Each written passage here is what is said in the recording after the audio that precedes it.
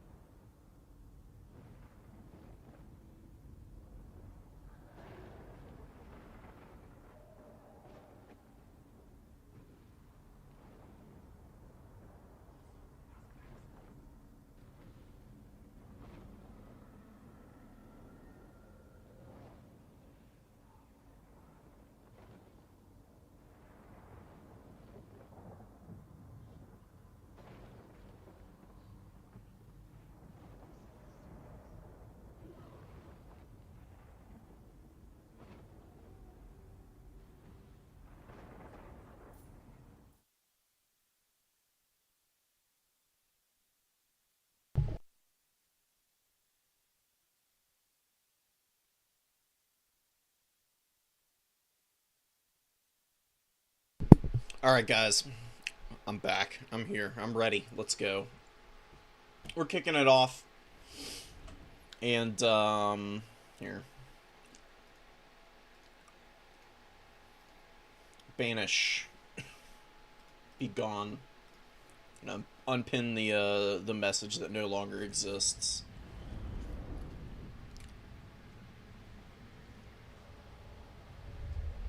So we've got Fabrosi up against Greenskins here. Gonna be a really good match. Big Mean and Green versus barnacled, bilious, and stinky, I guess. I don't know what an undead pirate would even come close to smelling like. But gigantic armies on both sides, 15 and 18, and greenskins actually have a lot more in reserve than even the undead do here. So this is going to be an absolute nightmare to cast well. I'm gonna have to maneuver the camera around a lot for this one. So we've got some Shade Wraith gunners. We've got 1 unit of deck gunners, triple handguns, which I really like. Gunnery mob out here. You know, max halberds and max deckhand mobs. It looks like. Now just three halberds. I'm getting a little ahead of myself with the math. Fleet Admiral on foot with the pistol, which is pretty nice. Usually a pretty good option. Not Goblin Warboss in the woods here. Orc Shaman, chilling on the pig. Gonna be looking to get some action. Got Headbutt and Gaze of Mork. Two really interesting spells. Not something you see terribly often. I would actually think that if you're gonna bring the big wall, you could bring what is it, Brain Bursta? That'd be pretty good against the really low armor missiles for these vampirates, but I don't know. We'll see what Headbutt and Gaze of Mork are capable of here. Orc Boy Spears mixed in with regular Orc Boys. Some Orc Biggins. 4 of Orc Biggins in the opening. My god.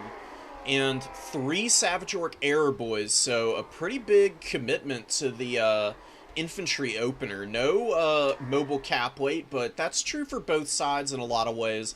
There's just some scurvy dogs and the 2 gunnery mobs out here in Vanguard for Fabrosi. The scurvy dogs, it'll take him a little bit to capture the number 1, but it's going to be a nice little position to hold. Because the gunnery mobs, they can scoot up, and the archers are a bit of a ways off. So they'll be able to put any, be able to put some damage down on any orcs that try to move up onto the point in the early going, while the rest of the formation just scoots up behind them, which is honestly a pretty good idea. Fabrosi and I played a game not too long ago, maybe an hour ago, and opened with something very similar. I'm really curious to see if they're going to be able to make it work against the greenskins. So here we go, we're kicking it off. Orc Boys and the Spears are going to be moving up to the number 1, while the rest of the greenskin formation going to be anchoring on the 2 and the 3 here. And Fabrosi looks like it's going to be pretty mirrored, you know, like each side taking opposite ends of the battlefield. And the middle of the middle point here is going to be an absolute nightmare for both sides. It's going to be a huge grind, I imagine. Unless something absolutely crazy happens. I do anticipate a lot of fighting here on the middle point. Greenskins do actually decide better of going after the number 1 objective here. Seeing the scurvy dogs and the gunnery mobs with the Orc Boys and Orc Spears not really having a ton of support out here on this flank. Looks like the choice is being made to go to the number 2 and just further reinforce the middle, which I think is a good idea. Tons of squigs coming in. Squig party. Look at these little guys. I love squigs, man. They're so gross and weird looking. They got all these funky little, like, growths coming out of them. This one's got a bunch of mushrooms on his head, which is nice. We love our fungi. So they're all moving up, and we'll be seeing where exactly they go. They don't have a ton of targets right now, honestly. They're going to be really good at chewing through all of these zombies. But the best target for them is going up against, like, Depth Guard and stuff, with a little bit of support. They don't do well against Depth Guard alone, but if they can get stacked on top of, like, an Orc Boy or something, they'll be in a really nice spot. Greenskins, getting some Orc Boys massacred out here, man. Getting shot to pieces by the Shade Wraith Gunners and the Deck Gunners here. Advancing into the gunnery mob. Gunnery mob's getting some good volleys as well. It would definitely be nice to break these guys before they get in on the gunnery mob, because they will do nasty damage in combat. Despite being in a really tattered state here, they might be able to chew through a decent amount of health on this gunnery mob here, which would be great. At least not feeding totally free value in. Handguns, more gunnery mobs, more halberds, just more undead, just swarming out onto the objectives here. Oh, that's a headbutt going in. Doing some pretty good damage, actually. Taking about a third of the health off of the zombie polearms here. Wow, that's pretty shocking, honestly. You don't see it used very often, but definitely not a useless spell. We'll see how much effect the greenskins can get out of that. Not Goblin Warboss is just hiding in the back here. Does have the fermented fungi. Spite of the bad moon on table as well, but not gonna have many opportunities in the opening here to get much use out of it. Greenskins could definitely scoot up into these woods here. They'll have a much better fight here than the undead will, and it'll keep a lot of their infantry safe, honestly. If you could get, like, all three of these units up into the trees and just squeeze the undead out of here and roadblock anything coming out of the spawn here, I think you'd be in a pretty good spot. But we do have Depth Guard and Lamprey's Revenge waddling out onto the field now. And Fabrosi's getting some nice damage in here with the gun line. Greenskins not having many opportunities and actually losing their squigs to the Rampage. Really good targeting from Fabrosi. Getting the damage in early and getting these guys to Rampage right into the deckhand mobs, where they're probably going to break and feed even more value to the undead. Savage Orc Airboys getting nailed right now. Shade Wraith Gunners and the regular deck Gunners doing a really good job of outranging those guys and punishing them really hard. There are 50 models left. They'll probably be able to rally in the woods there and push back in. But whether they're going to be able to be functional enough to provide any value is going to be a completely different set of circumstances. Lots of Orc Boys, spears, and otherwise all pushed up in the woods here. They're staying nice and safe, and they are blocking up a lot of zombies from getting up onto the number 2 objective. The Greenskins definitely need to be on top of maybe bringing some stuff in to shut down the guns. And as I say that, hordes and hordes of cavalry. Squig herds here. We've got 3 Goblin Wolf Riders, including the Moon Howlers. Wow, haven't seen these guys in a hot minute. They're certainly not the most impressive ROR in the game, but 92 speed, decent combat stats. They can definitely get in there and wreck these really mediocre missiles, honestly. They'll do pretty well. Broken Tusk Mob coming to the middle, probably going to look to get after the Lamprey's Revenge. They trade decently into them, but these Goblin Wolf Riders have got to get on top of this missile core. They have a great opportunity right now. They are very uncovered here. There is nothing outside of a Depth Guard, and a Summon Rotting Promethean coming in. Definitely going to help out a little bit, but 2 Wolf Riders do get into combat, and a great use of the Wah right as they get into combat. What a call from the Greenskins player here. Getting on top of these guys, and they're mulching through the Shade Wraith Gunners right now. If they can take out these really expensive missile pieces, then Greenskins might have a pretty decent shot at getting back into this game. They've been trading pretty poorly so far. Savage Orc Airboys getting charged down by Scurvy Dogs. They are probably going to go offline before the dogs can get taken out. Nice jump from Fabrosi there. And the Vampire Coast also moving up the Night Terrors. Night Terrors getting on top of the other Savage Orc Airboys here, who have been doing decently. They certainly haven't gotten a tremendous amount of value, but they're helping out a lot. And the Orc Biggins in here, helping to grind through Lamprey's Revenge, and Broken Tusk Mob and the Squig Herds pushing through, and they're going right on top of these Halberds, which I'm not a huge fan of that choice. You could grab all of these guys and rotate them into the back where the Moon Howlers and other Wolf Riders have been pushed off, and get on top of all of the missiles here. Going in on the halberds isn't really providing you a tremendous amount of battlefield control and value. And while you're killing these guys, your mobility units are probably going to start getting taken offline, as you can see here. They're starting to struggle a little bit with the leadership, especially with that discouraging effect. Fabrosi doing a great job of targeting down the various low leadership units that the Greenskins have out on the field, especially the mobility. I'm pushing them off very convincingly. Morgul's all over the objectives now. And Greenskins did get pushed out of the woods here.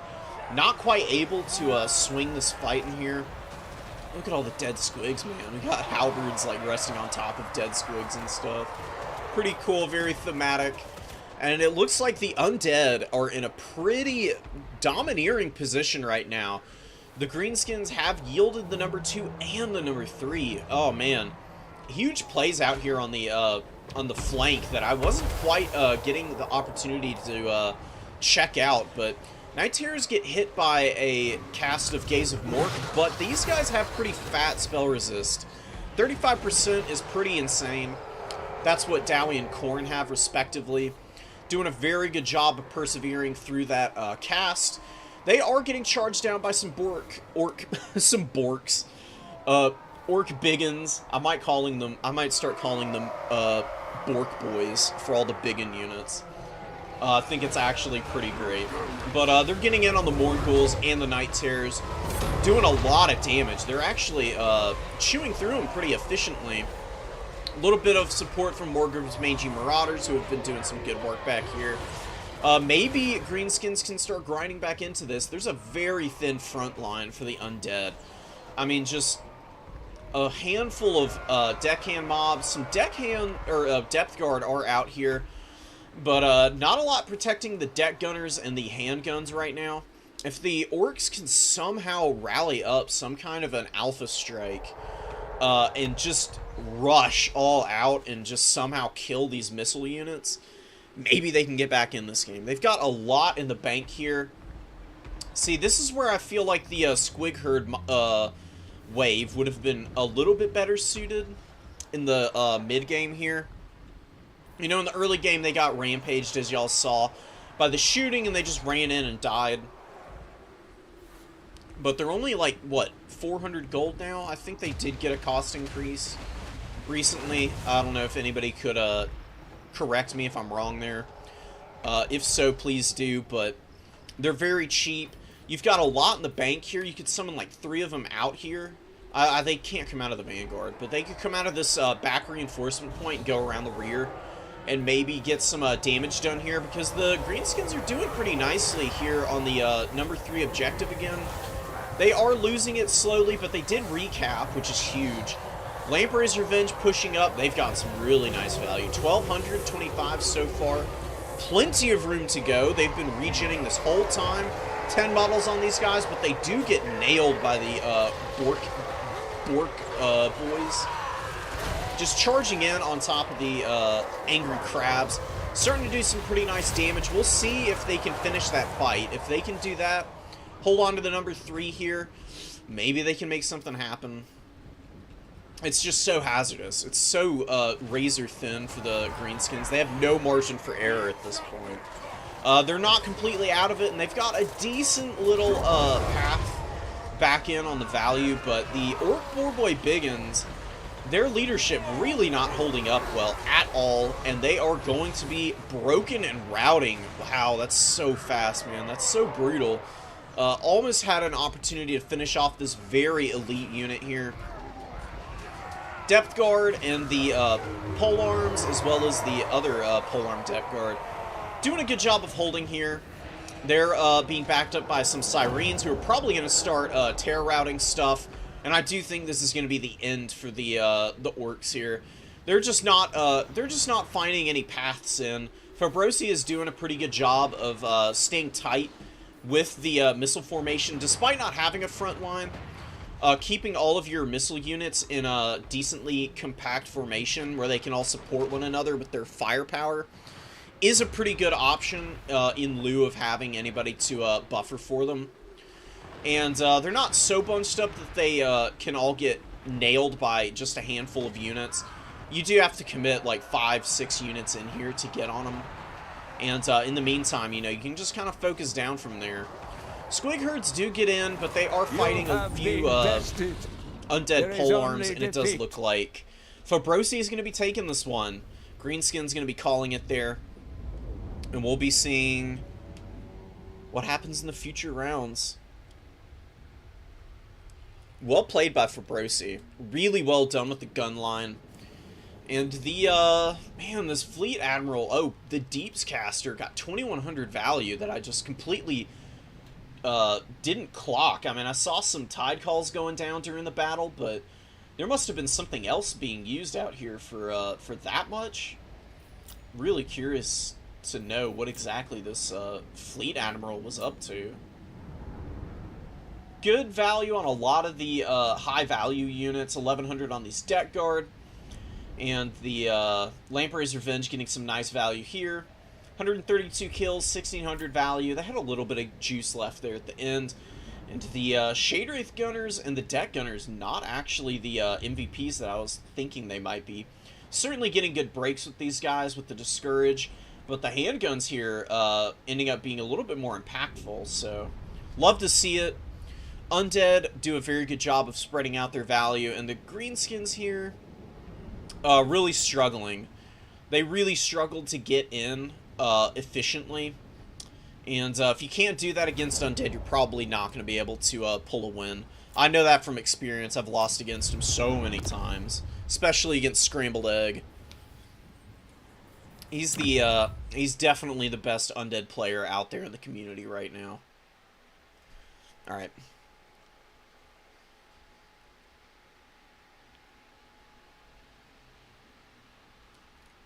So, jumping out here, we're going to be going to see if anybody's got some replays for us to watch.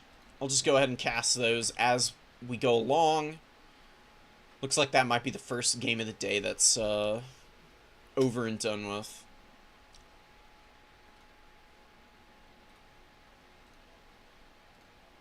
Quit out here. We'll just hang out for a minute, guys. We're not in any kind of rush. We've got all of the bracket already generated, so as soon as people are ready for their second round games, we'll be jumping in to check those out. We've got a lot of signups today, so lots of room for lots of games. Please send me y'all's replays. I'm gonna drop it in here in the Discord as well, so people know.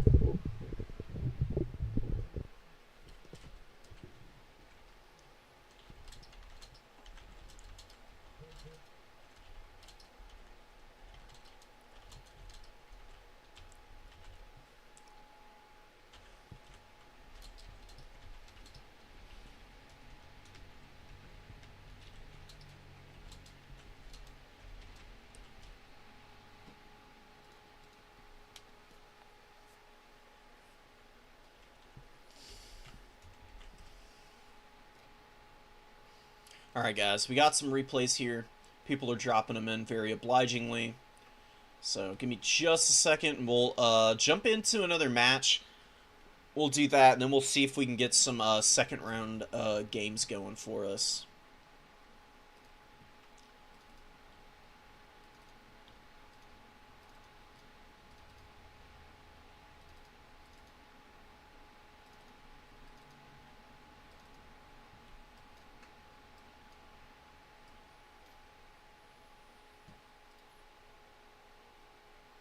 Sweet. Here we go.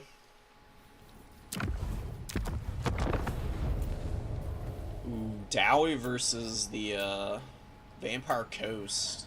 Ooh, I think... Alright, we're going to do Kislev versus Slaanesh. This is a wild matchup, so I'm very excited to cast this. Kislev, obviously one of the strongest factions in the game. Have been for a while, but Slaanesh is up there, and they can definitely do some good work against the Kislevites. Really good access to AP across the board for Slaanesh, obviously. And they do have some decent armor that can get in there and go fisticuffs against the Kislevite hybrid units.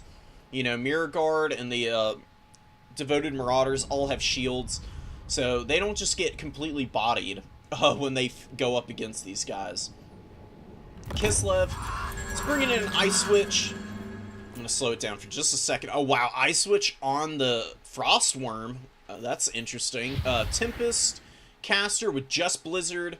Guardian Call in the back pocket just in case. Little Grom's out here on the field. 2 Griffin Legion in the opening, which is very aggressive. A couple of Kossars, an Armored Kossar, and 3 Kislevite Warriors. So pretty small opener for Kislev, all things considered. Some Slaanesh Furies, 2 of those. We got the Mirror Guard. We've got Princes of Perfection, another Spear Marauder, and 2 regular Devoted Marauders with some Fiends and Azazel starting out on the ground back here, but looking to get some good work done. And we'll get it rolling for sure now. You know, he does have Demon Blade, which has that Discourage effect. Pretty decent buff to the weapon strength for him as well.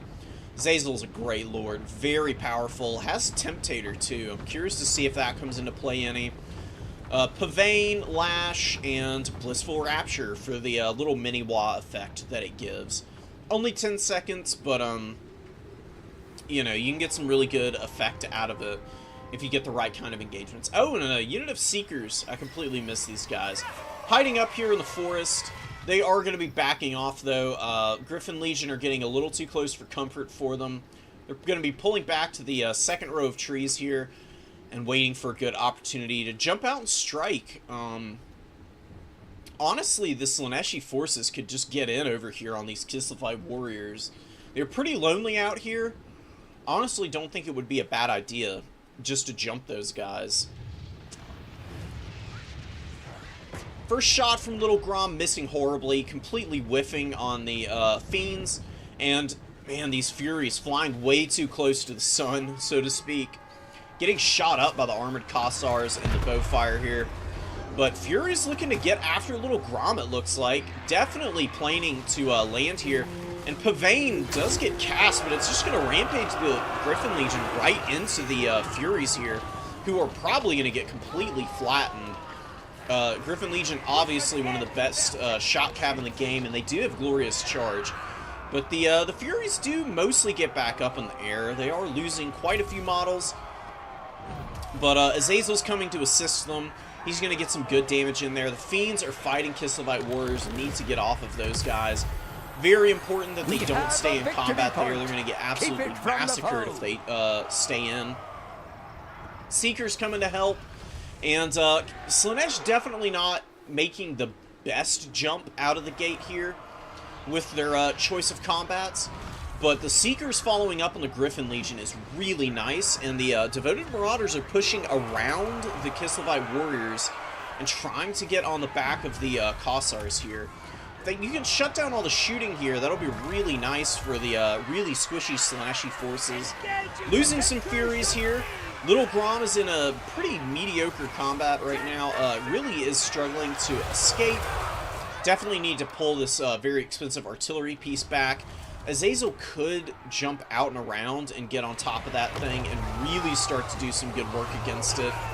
Fiends in a bad combat still. Still fighting Kislevite Warriors. You gotta be real, like, these are a huge X factor for Slaanesh as a whole. Fiends can get you incredible value, but you can't use them to fight infantry. Or at least not fight halberd infantry, at the very least. They could have been much more useful pushing in and supporting this blob here with the debuffs and everything, but Slaanesh gets pushed back pretty hard in the early game here. And does get after the Kislevite Warriors on the #1 objective. Could have been doing this from the start. Kislev was moving up very slowly. Slaanesh probably could have jumped out and taken the #2 objective, just given up the #3, and held forces in reserve, gotten some early value on the Warriors here, and then maybe thought about pushing from there. Because Slaanesh goes in a little bit disconnected, and this is what ends up happening 9 times out of 10 if you do that. If your opponent is keyed in and knows what they're doing, they're not really going to let you get the opportunity to just overwhelm you with a far less numerical force. And Slanesh here is just getting punished by the Kossars, just leaving these guys completely free in the backline right now. Not getting after them nearly enough, but it's kind of hard to get after them when you've lost all of your Furies in the opening moments here. Great Blizzard being cast here by the Ice Witch, gonna wreck the Princess of Perfection for sure. Huge damage going in on these guys. They're just getting absolutely obliterated by this thing. Oh my goodness. Down to 0 health in just like, what, 5 seconds? I mean, good lord. So, huge losses for Slanesh. They do shatter. Perfect Vigor doesn't even matter anymore at this point for those guys. Little Grom, proving to be a huge distraction for the forces of Slanesh. You know, Azazel and these Furies, they've just been going in all day trying to deal with this guy. And it's given the Griffin Legion a lot of room to push back Hell Scourges, or the Hell Striders and the Seekers, hammering into Furies, killing them off pretty efficiently. It's the value on these guys. They've done pretty decently. Warbear Riders out here doing okay. About 600 value on the Griffin Legion. We got a Snow Leopard making its way out here, with the Summon as well, helping out the Ice Witch in this battle against the Devoted Marauders. Really aren't going to do a tremendous amount of damage to the Ice Witch. The stats aren't amazing, but has really high armor and decent leadership, so she's really not in any danger there, per se. Little Grom does get broken, so that's really nice for Slanesh. They're not out of this game. Certainly not as clean as it could be for them, but the Exalted Demonettes are killing some armored Kossars out here. Winning the flank engagements pretty convincingly are the Slaneshi forces. The number 2 is still held by Slanesh, and the number 3. It is flipping to Kislev, but if they can keep Azazel alive and somehow get him out of here, just run away with Azazel at this point, I feel, then maybe Slanesh can make it happen. Hellstriders do get on top of the Horse Archers, and they're probably going to just run them down from here. These guys are poisoned now that they did get into contact against those Hellstriders, and the anti-large attacks are going to make really short work of this very expensive skirmish cav, so good. Impep actually getting back in this. Does have to deal with Warbears, Griffin Legion, Zargard, and a decent number of Kislevite forces that are holding up here at the top, but getting a huge lead in tickets so far. And Kislev being very obliging by sending units, very unsupported, out here to fight Mirror Guard and the Exalted Demonettes, so bit of a mistake there. Definitely need to be very careful when you're fighting a faction with as much speed on the field as Slanesh, and Kislev is looking a little scared now, I feel. The value is much more even than it was early in the game. I would say that Kislev's probably up by a little bit, just because of the demonic instability and routing off a lot of the Marauders. But Exalted Demonettes, Mirror Guard, Fiends, Azazel, all really high value and dangerous targets. Hellstriders looking to get after the heavy war sleds here.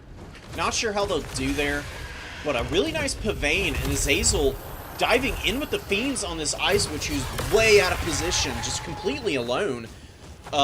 Snow Leopard and the Griffin Legion moving up to try and support her, but she might die here.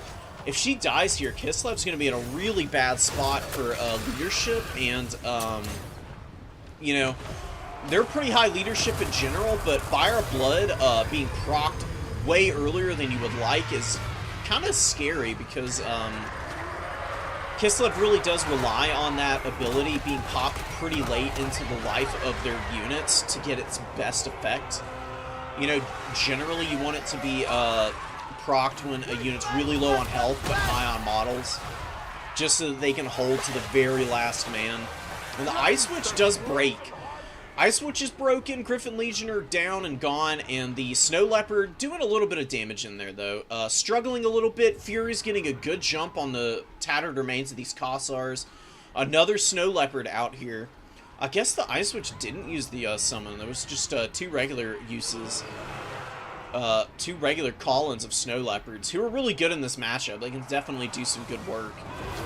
And Warbears looking to get after these Furies, but not quite able to catch the majority of the unit while they're on the ground.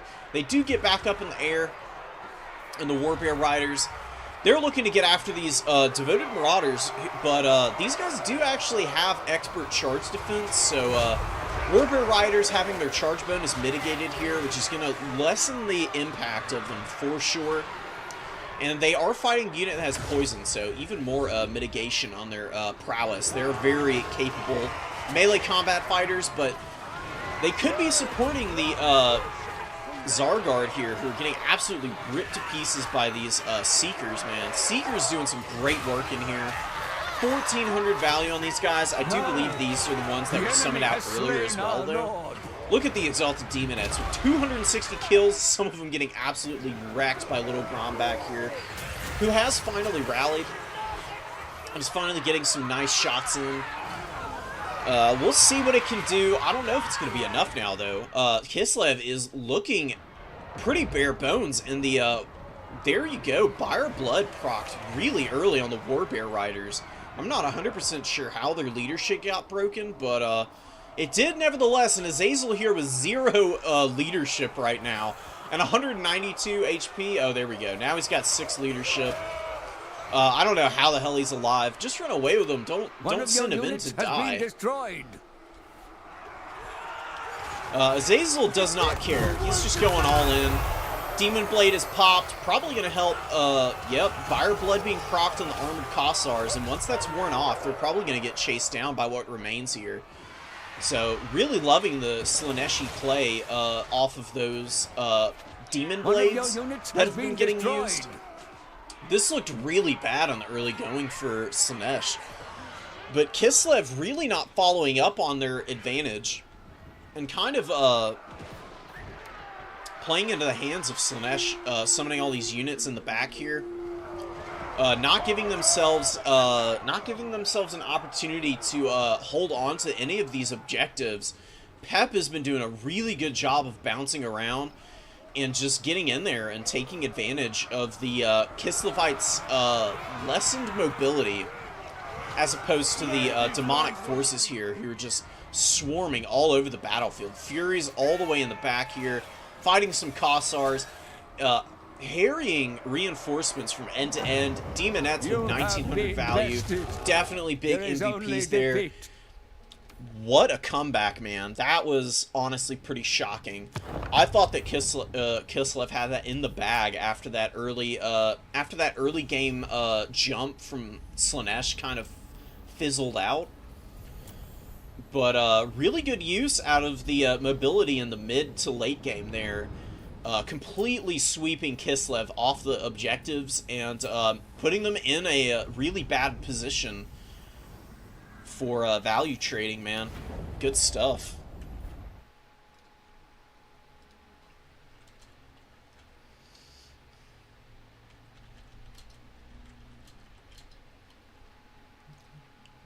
Alright, guys.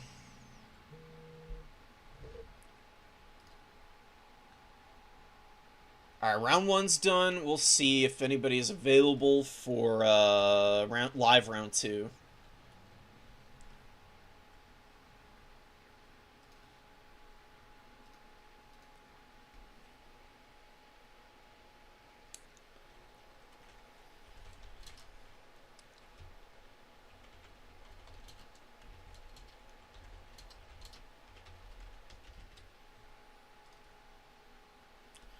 Alright, let's go message some folks and see if we can jump in here.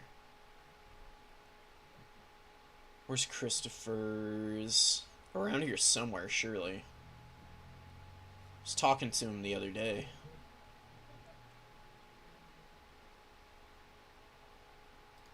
Hit up Tima. I know Tima's playing Corn today.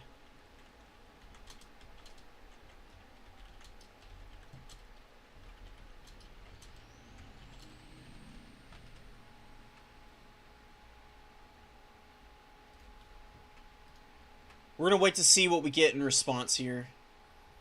I'd love to be able to cast some Blood God action for y'all. That isn't just me playing them.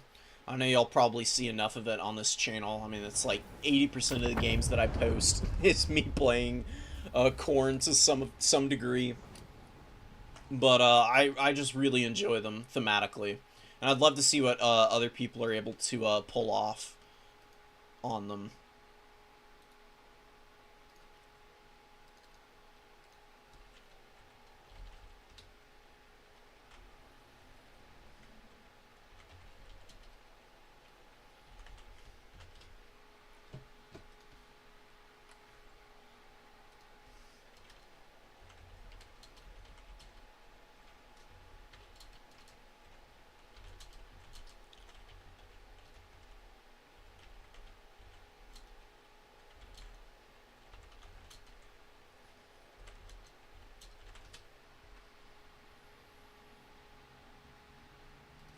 Alright.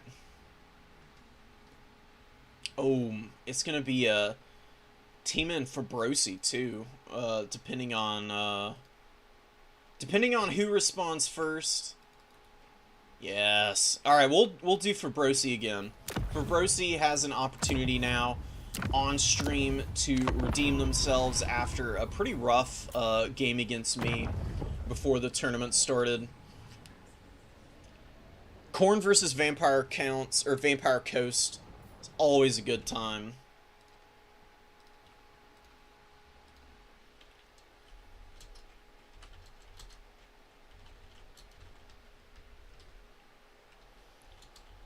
Do the Blood God proud, please.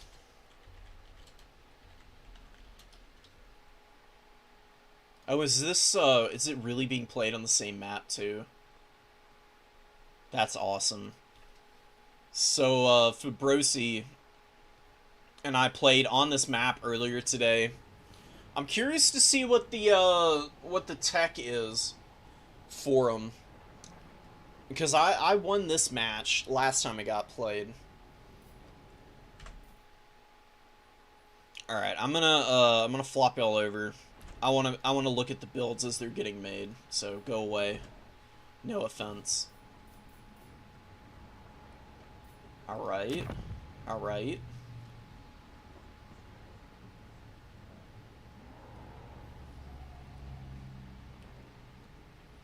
Cool.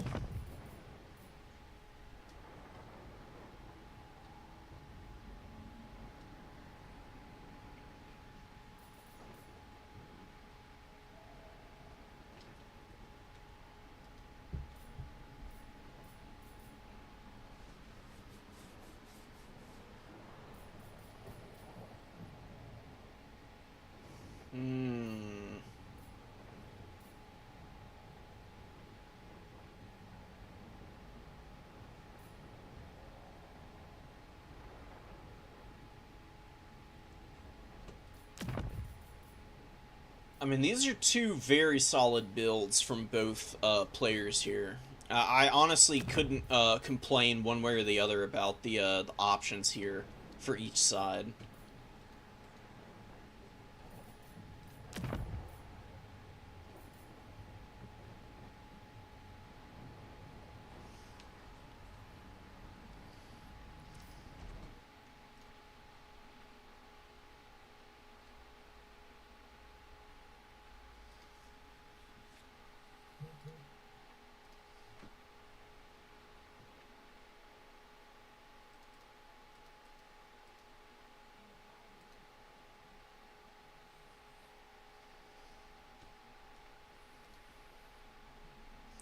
Okay.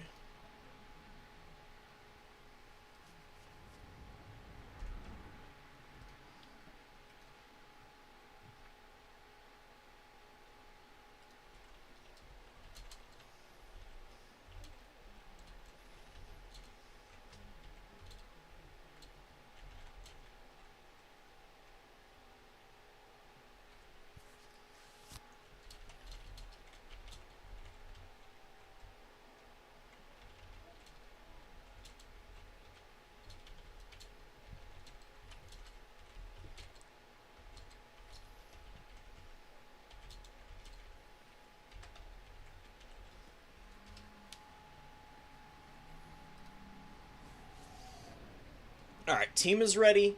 For Brosi, taking an extra minute just to get the Army Corps together, and I'm kind of liking it. It's looking a little bit different. Maybe a little risky, potentially. We'll have to see, though. Like I said, I don't know if anybody caught the game that I played against for Brosi earlier. But, Coast versus Corn can definitely slant pretty heavily in favor of one or the other, depending on army compositions.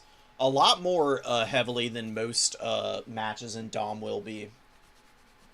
And Fabrosi is bringing the Gallows Giant to the battlefield this time around, so we'll see what it can do. It's got some, excuse me. It's got some chops for sure. It lowers leadership. It has, it lowers leadership twice because it's got the regular old, leadership debuff that all artillery pieces have, but it also inflicts burning, which I believe lowers by another 8. So that's going to be a huge debuff to Khorne, which is pretty reliant on the Frenzy for a lot of its units to be effective. Where'd everything go? Oh, here we go. So we got Valky up in the sky. We've got some Flesh Hounds, 3 Flesh Hounds, including the Hounds of the Blood Hunt in the opening. Count Noctilus on foot here. Handguns, some hand cannons, lots of zombies, max regular deckhand mobs, and, you know, a couple halberds. Halberds are really good against the Flesh Hounds. Gallows Giant is here. Oh, and we've got a gunnery mob and some scurvy dogs up here. Oh, man. Hounds of the Blood Hunt may be going to be fighting against the gunnery mob and the scurvy dogs here. We'll see how aggressive Tima is in taking that fight. And it looks like we've got some Exalted Bloodletters on the field, too. 1 Exalted Bloodletter and then some standard guys here. You know, with their little hunchbacks and nasty little feet. Look at their feet, man.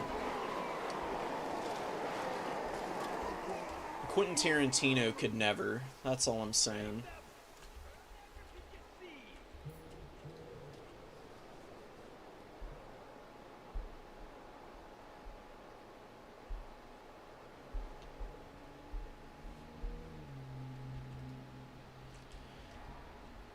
Alright. It looks like the Vampire Coast is going to try and anchor on the number 3 and the number 2 here. Honestly, though, I feel like the number 1 would be a little bit of a safer bet. There's a lot less tree cover here. As you can see, I mean, there's just trees all over the place in here. That's going to block a lot of gunfire. If you just anchor on the number 1 instead, you've got these nice hills, you've got good sight lines. You could put a gun up here. And then you can have a second rank of guns. And then you can have your front line in front of all that. And you'd have an absolutely impenetrable position. I mean, there are some spawn points pretty close to it. Maybe that's the reason why the Vampire Coast isn't deploying over there. It's not that different on this side, though. I feel like this is just a better firing position. If you can get up there and get into a good spot on that point, you could do some nasty work, man. So Hounds of the Blood Hunt and the Flesh Hounds. Number 1 capped by Khorne. Number 2 is going to get capped here real quick by the Hounds.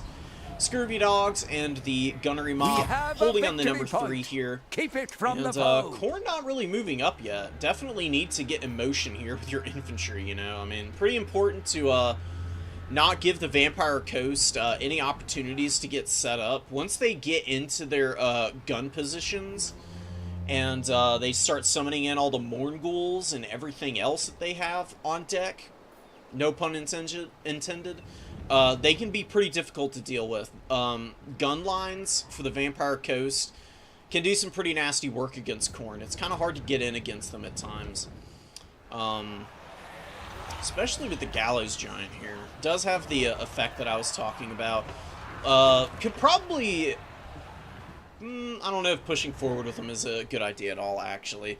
Valky is being very sneaky back here. Going after the handguns way in the back line here, all by herself, though, is kind of a... It's a plan. It's an idea. Not 100% sold on it. We'll have to see. I mean, yeah, this is the thing I was afraid of. Mourngul's coming right out here, and she takes some nasty shots on the way in. You know, Valkyria's great in this matchup, just like she is in almost every other matchup, but it can be a little bit more difficult for her to trade efficiently. Sleipnir, not the best one in the world, but getting a little damage on some handguns isn't that bad. She needs to stay and fight. Trying to run away from the Mournguls here, she's not going to be able to push past them.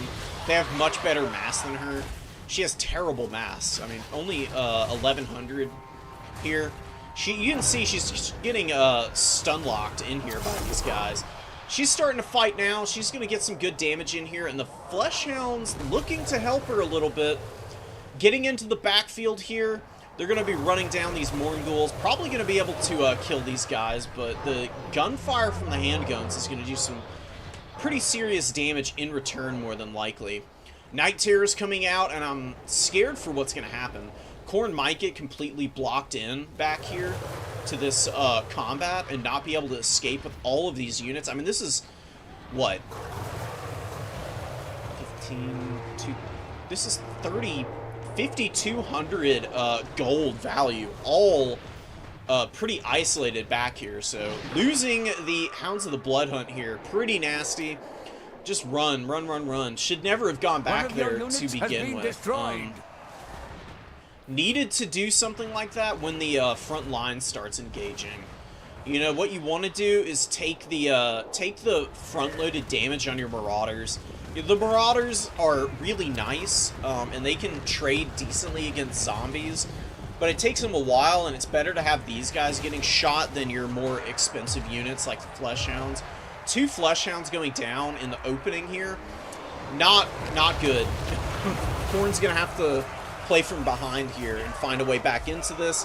Marauders taking a nasty first volley from the Gallows Giant. 30 kills on this guy. Oh my god.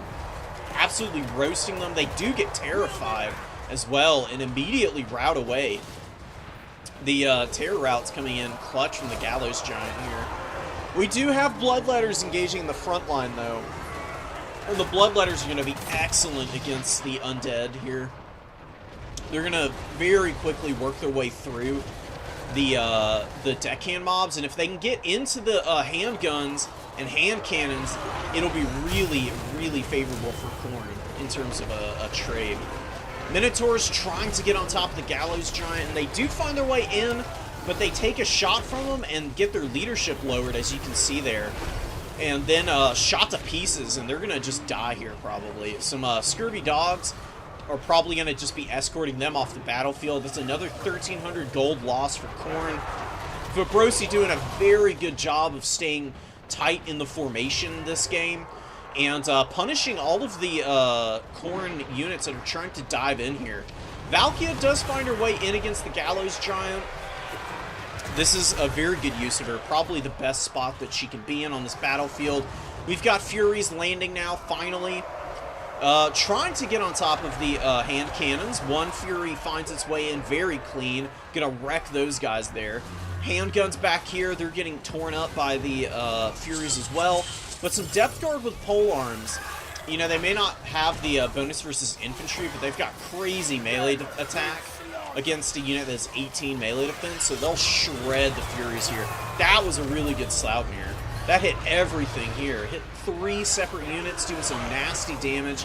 And Khorne grinding back a little bit. Went from being down pretty bad to maybe getting back in this game. Maybe not an overwhelming win there, but definitely something that's going to maybe give them an opportunity to grind back in here. Fleshhounds could get in on top of these gunnery mob, maybe. Bloodletters need to keep following in. Huge Sword of Khorne. Oh my god. Fat. Nailed the handguns, hit the pole arms, killed this entire handgun unit, or hand cannon. And the Scurvy Dogs took some pretty nasty work there, too. Exalted Bloodletters, they're fighting here. They're finishing off these Mournguls and Scurvy Dogs. They're decently healthy. 62 models left is more than enough for these guys to get in there and just continue to grind through the front line for the Vampire Coast. We've got more Exalted Bloodletters coming out. Oh, man. Could definitely follow up in here. This is the opportunity. Get up through the middle of the formation here. Get on top of these deckhand mobs and the handguns here. And help Valkia finish off the Gallows Giant. For sure, that would be the best thing to do for her. I don't know if she's got Demon Shield right now. She's used both Sleipnirs. She's getting some good damage on this Gallows Giant. It's down to about 3,000 HP. Killing it and occupying it for as long as she has also been pretty clutch. It could be providing a lot of leadership debuffing here.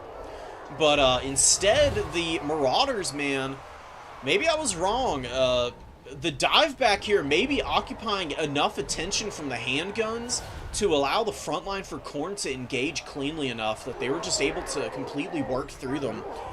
A little surprised, honestly, but big plays coming in from Tima here. Love the aggressiveness and paying off pretty nicely. They are still down in value, but at this stage of the game, it's not looking bad for them. I think that they've got enough of an infantry presence, and the Exalted Bloodletters are looking to get after Count Noctilus. These guys are amazing at killing Foot Lords, and Noctilus is not the best fighter when it comes to going fisticuffs against infantry units. These guys have good enough bonus versus infantry that they can shoot through his melee defense. Although Gallows Giant getting free for a nice volley there, freeing him up and maybe saving his ass. Valkia with 2,000 value, looking for an opportunity to dive back in. Good invos onto the Gallows Giant there, freeing that up for a little bit of a push in the late game, it seems. We've got some Scurvy Dogs and Gunnery Mobs moving up onto the number 1, capping that away from Khorne, but Khorne does have the ticket lead by a pretty substantial margin right now. Another Sword of Khorne coming in the 4th quarter. Gonna finish off these deckhand mobs and the hand cannons. Using the Furies and the Fleshhounds just to fix all of these really slow zombie units. And what is this? Chevrons on a Fury. Alright. Intriguing. I'm not 100% sure about it, but they're definitely getting some good work done. And Khorne has completely tabled the undead here. Fabrosi looking incredibly thin on the ground, and these Fleshhounds and Furies that are coming in, you know, these guys may not have done the best work in the world that first go-around, but coming in here in the late game and getting a really favorable fight against two units that really don't want to be going up against a Fury and a Fleshhound. Definitely going to help Khorne out and resecure that objective. The last of the Exalted Bloodletters out here. These regular variant doing pretty nicely. The Exalted Bloodletters, how'd they do? 1,600 value, man. Amazing stuff from them. Chaos Furies do get pushed back. Valkia might be going down here. Uh-oh. Losing your leadership would be pretty catastrophic for Khorne. She is routing and doesn't... Oh, she's taking a terrible angle off the battlefield. And the handgunners might actually be able to finish her off here. This could be a swing back in favor of the undead. Once Valkia goes down here, that's going to be a big debuff to the leadership of all of these Khornate units. And there are some Mournguls in Depth Guard with polearms here. We've got Bloodletters. It might end up coming down to whether or not the #1 objective out here gets capped in time for Khorne. If they can hold on to this middle objective and recap the #1, maybe they can make a play for a last stand here. What was looking really great for the forces of the Blood God has suddenly swung back pretty favorably for the undead now that Valkia is gone. Losing her is catastrophic, honestly. I don't know where she went down. Somewhere. She's lying down, having a dirt nap right now. And some Depth Guard polearms fighting Bloodletters here. You know, Bloodletters do trade pretty favorably into these guys. Depth Guard are pretty expensive when you compare them to a standard Bloodletter, but they do grind back pretty favorably against them just because of the hunger. And they'll do even better if the Gallows Giant can get up here and start roasting these guys out. What is the value on the Gallows Giant? 1,700. Just about paying for itself here. The #1 objective is flipping to the Blood God, and they're barely hanging on to this middle objective. Are the Minotaurs going to be able to get in here and do enough damage? Instead of going after the Morghuls here, I think that going after the Gallows Giant would be a little bit safer, honestly. If you can kill this thing and break the leadership debuffs that it provides, and then get after the Morghuls. But, I don't know. They're doing nicely here against this formation. The Depth Guard Polearms and the Morghuls both struggling pretty hard. The Bloodletters are helping chip down just that last little bit of the health on the Depth Guard here, but if they dissipate out and leave the Minotaurs here alone, it's going to start looking really rough for those guys, because they're not very good at killing units like the Depth Guard. Depth Guard do rally, their leadership steadying up with Noctilus close by here, some gunnery mobs moving up. They do lose the assistance of the Morghuls, but I don't think it's worth it fighting against these guys. Definitely need to get out of there, get on top of the Gallows Giant, make a desperate play for a dub there. That's really what Khorne needs to do. Khorne is just losing all across the battlefield again.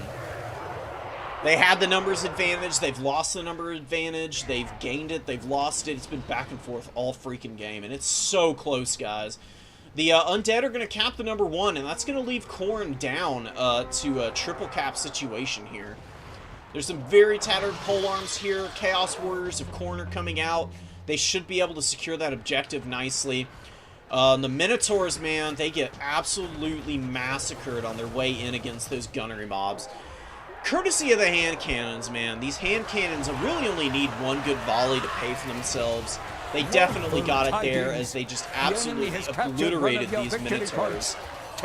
You see, they did get into combat against the gunnery mobs, but they're pretty tall, so the hand cannons are able to kind of shoot at the edge of the formation and clip the really tall models there.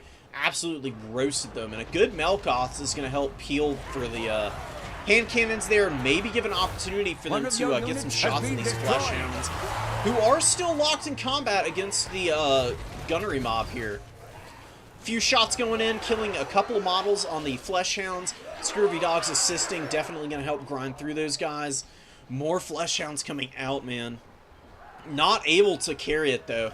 Flesh hounds do substantially worse the more targets that they're fighting against. They're very good in one-on-one or 2v1 fights because they're good HP pool and weapon strength, but if they're fighting multiple targets, they have pretty low melee defense, and their armor is... they don't have the best armor in the world either, so they can really start to suffer once they get into those bad situations. And while Khorne does technically have the gold value damage advantage, I don't think it's all being calculated completely fair. Furies and Flesh Hounds, once their demonic instability kicks in, demonic instability is not calculated for in the gold damage value. In addition to that, there is also healing for the undead. There have been quite a few invos being popped, and some good Melkoths as well, giving the Vampire Counts a little bit of an edge in that regard. And these poor Chaos Warriors, man, getting in there, leadership being broken, they're terrified, and now they're straight up routing, and they'll be escorted off the battlefield probably, and that's going to be the end for the Blood God here. 3 units to 14 on the field, and the undead swarms, man, making some big plays there at the end. Losing Valkia back here, definitely the play that swung it back for the undead. That was a huge catch. I think the best thing to do with her at the point that she was at with, what, like 700-800 HP, just keep her in the back here and, you know, have a hold over your leadership. You know, Khorne is very reliant on Frenzy, so you really cannot afford to lose Valkia, because you're going to end up in a pretty deep hole.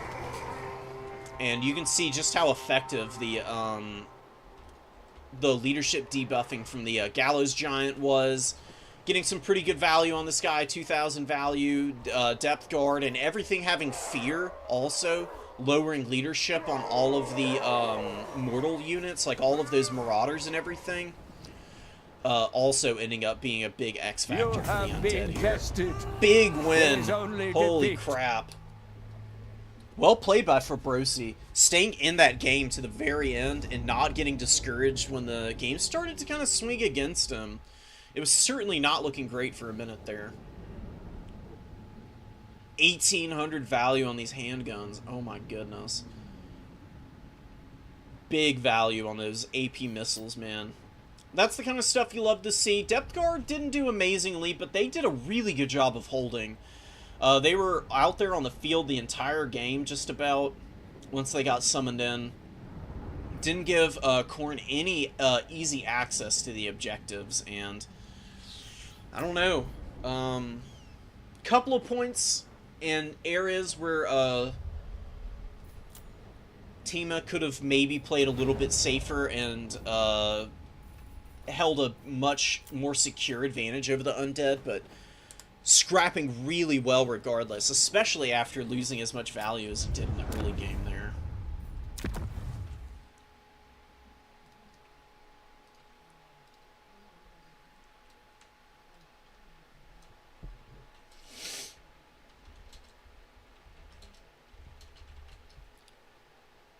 Team is in here in the Discord. I'm gonna do a little bit of we're doing a little Blood God therapy session here.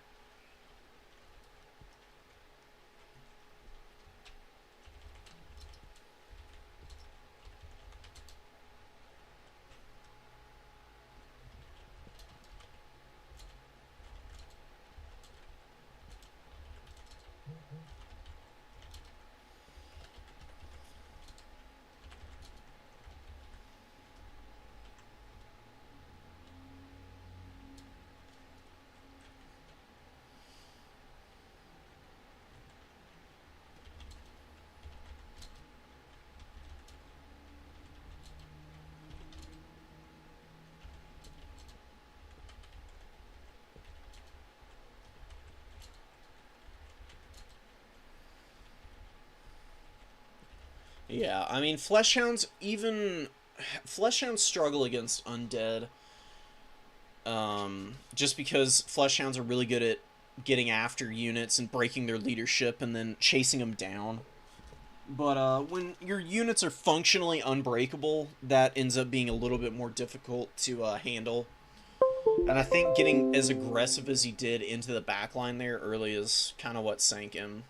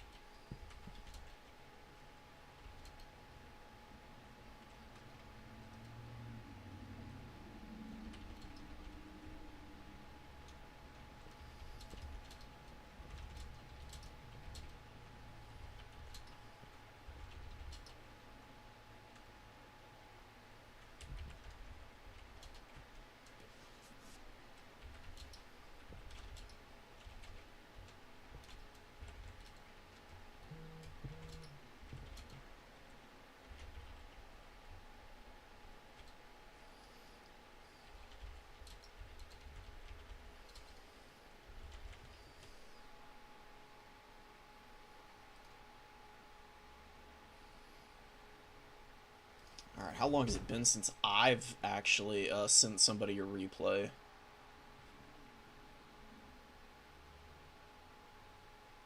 Oh god, I gotta actually find it in my gigantic,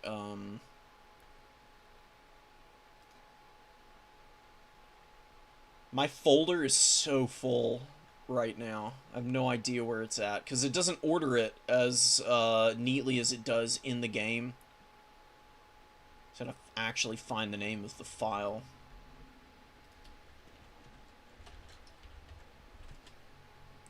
There we go.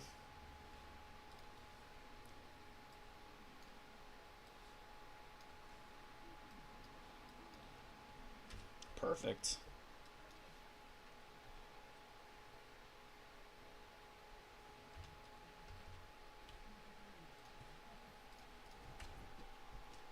Alright, guys.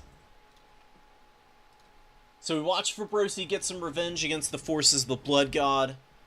I'm gonna go congratulate Fabrosi.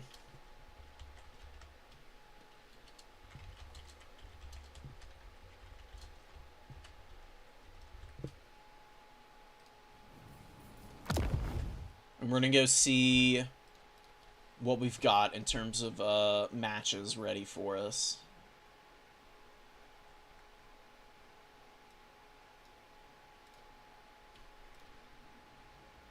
We had a lot of replays to go through.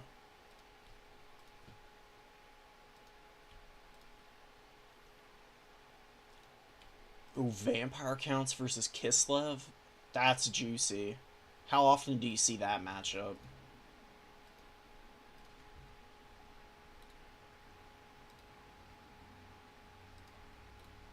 Get out of there, and we'll go to my, my own roaming folder.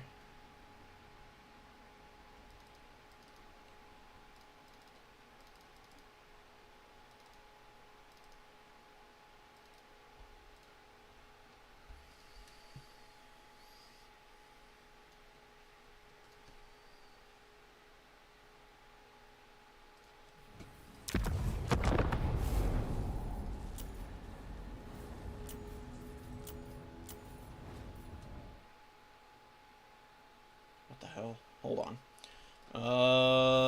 I'm not seeing the one I really want to watch. Big sad.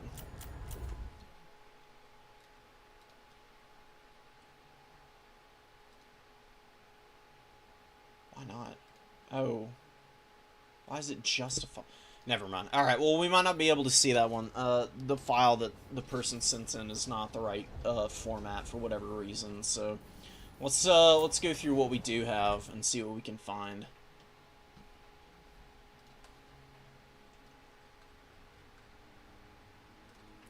We're going to check on the status of the tourney. Maybe get another live cast in here for round 3.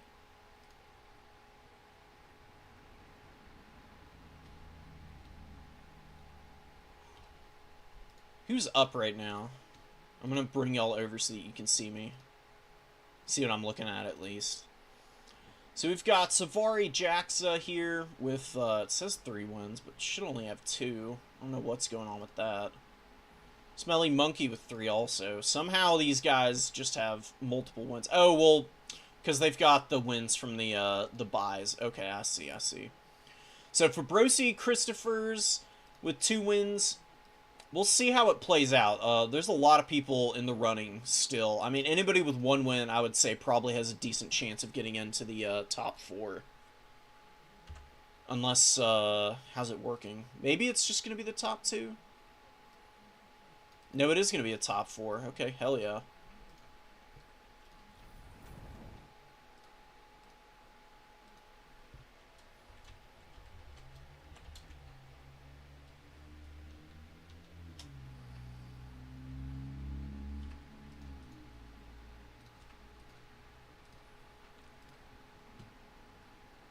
Alright, we have been watching a lot of Fabrosi play, so let's go find, who? Let's go watch Safari Jack play.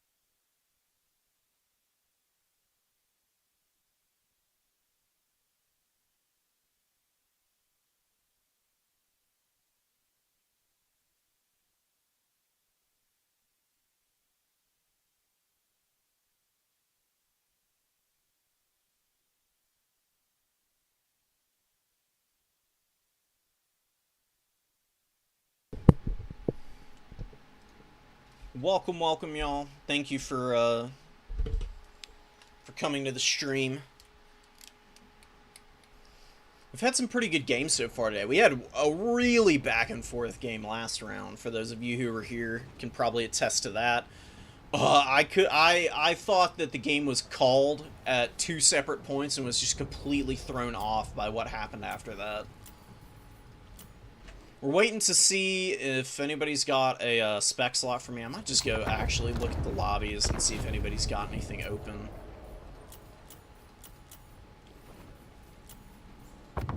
Yeehaw.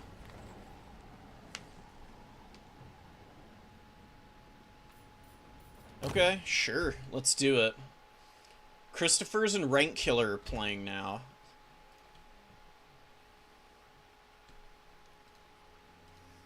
They got a spec slot open, so I'm gonna jump in here and give them an opportunity to get some time in the sun. Let me I'll swap y'all back away for a sec. I'm gonna check out the builds that are ready real quick. I don't want to give it away for anyone. Ooh. Interesting. Okay.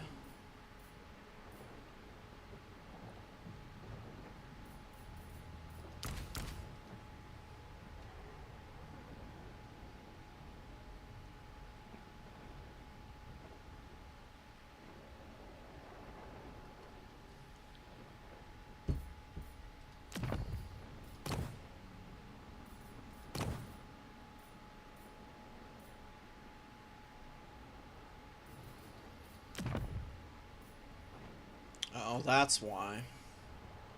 Okay. I was very curious about something. It has been cleared up for me, for my own edification. So we've got Bretonia versus the Chaos Dwarves. That's about to be kicking off here in just a moment. That's going to be a wild match. Bretonia's got a decent situation against the Chaos Dwarves, honestly. They can match Chaos Dwarves in terms of sheer numbers with their own peasants, who are a little bit better than the Hobgoblins in my experience. Hobgoblins struggle pretty bad against the hordes of peasants. And then you've got Foot Squires who are pretty good at killing the Chaos Dwarf Warriors, and really heavy hard-hitting cavalry can do a serious amount of work against the Chaos Dwarf mobility. So I'm not sure how Christopher's is gonna counteract that.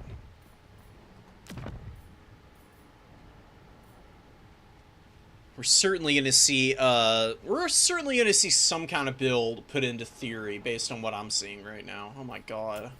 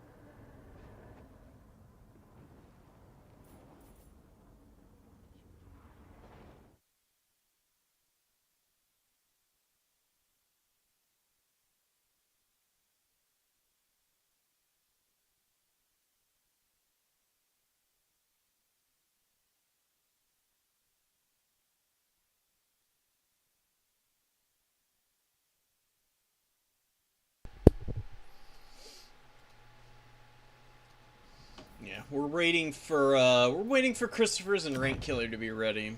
We'll be going in on all the other matches and everything as soon as this game's over.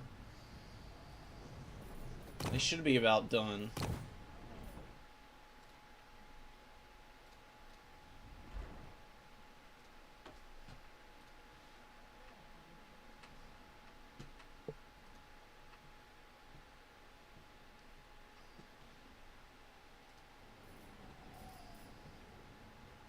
Alright, guys. Here we go. Rolling it forward. Chateau to Rocket 4. It's going to be a showdown between Zaytan the Black, King Gluin. I believe this is going to be an air core for the Bretonnians. We've got some Beast Slayers of Bastogne in here. Couple Grail Relics and Men-at-Arms with some mounted Yeomen. That's going to be rounding out the Bretonnians' opening army. And Chaos Dowie are going with a big core of Chaos Warriors backed up by some Fireglaves. And Zaytan the Black. I'm not a huge fan of Zaytan in general. He does have the Sadistic Snare, which is a really powerful ability, though. If he can root Luin in a good position for the Fireglaves to follow up with, he's gonna absolutely melt him. That's the win condition that the Chaos Dowie have.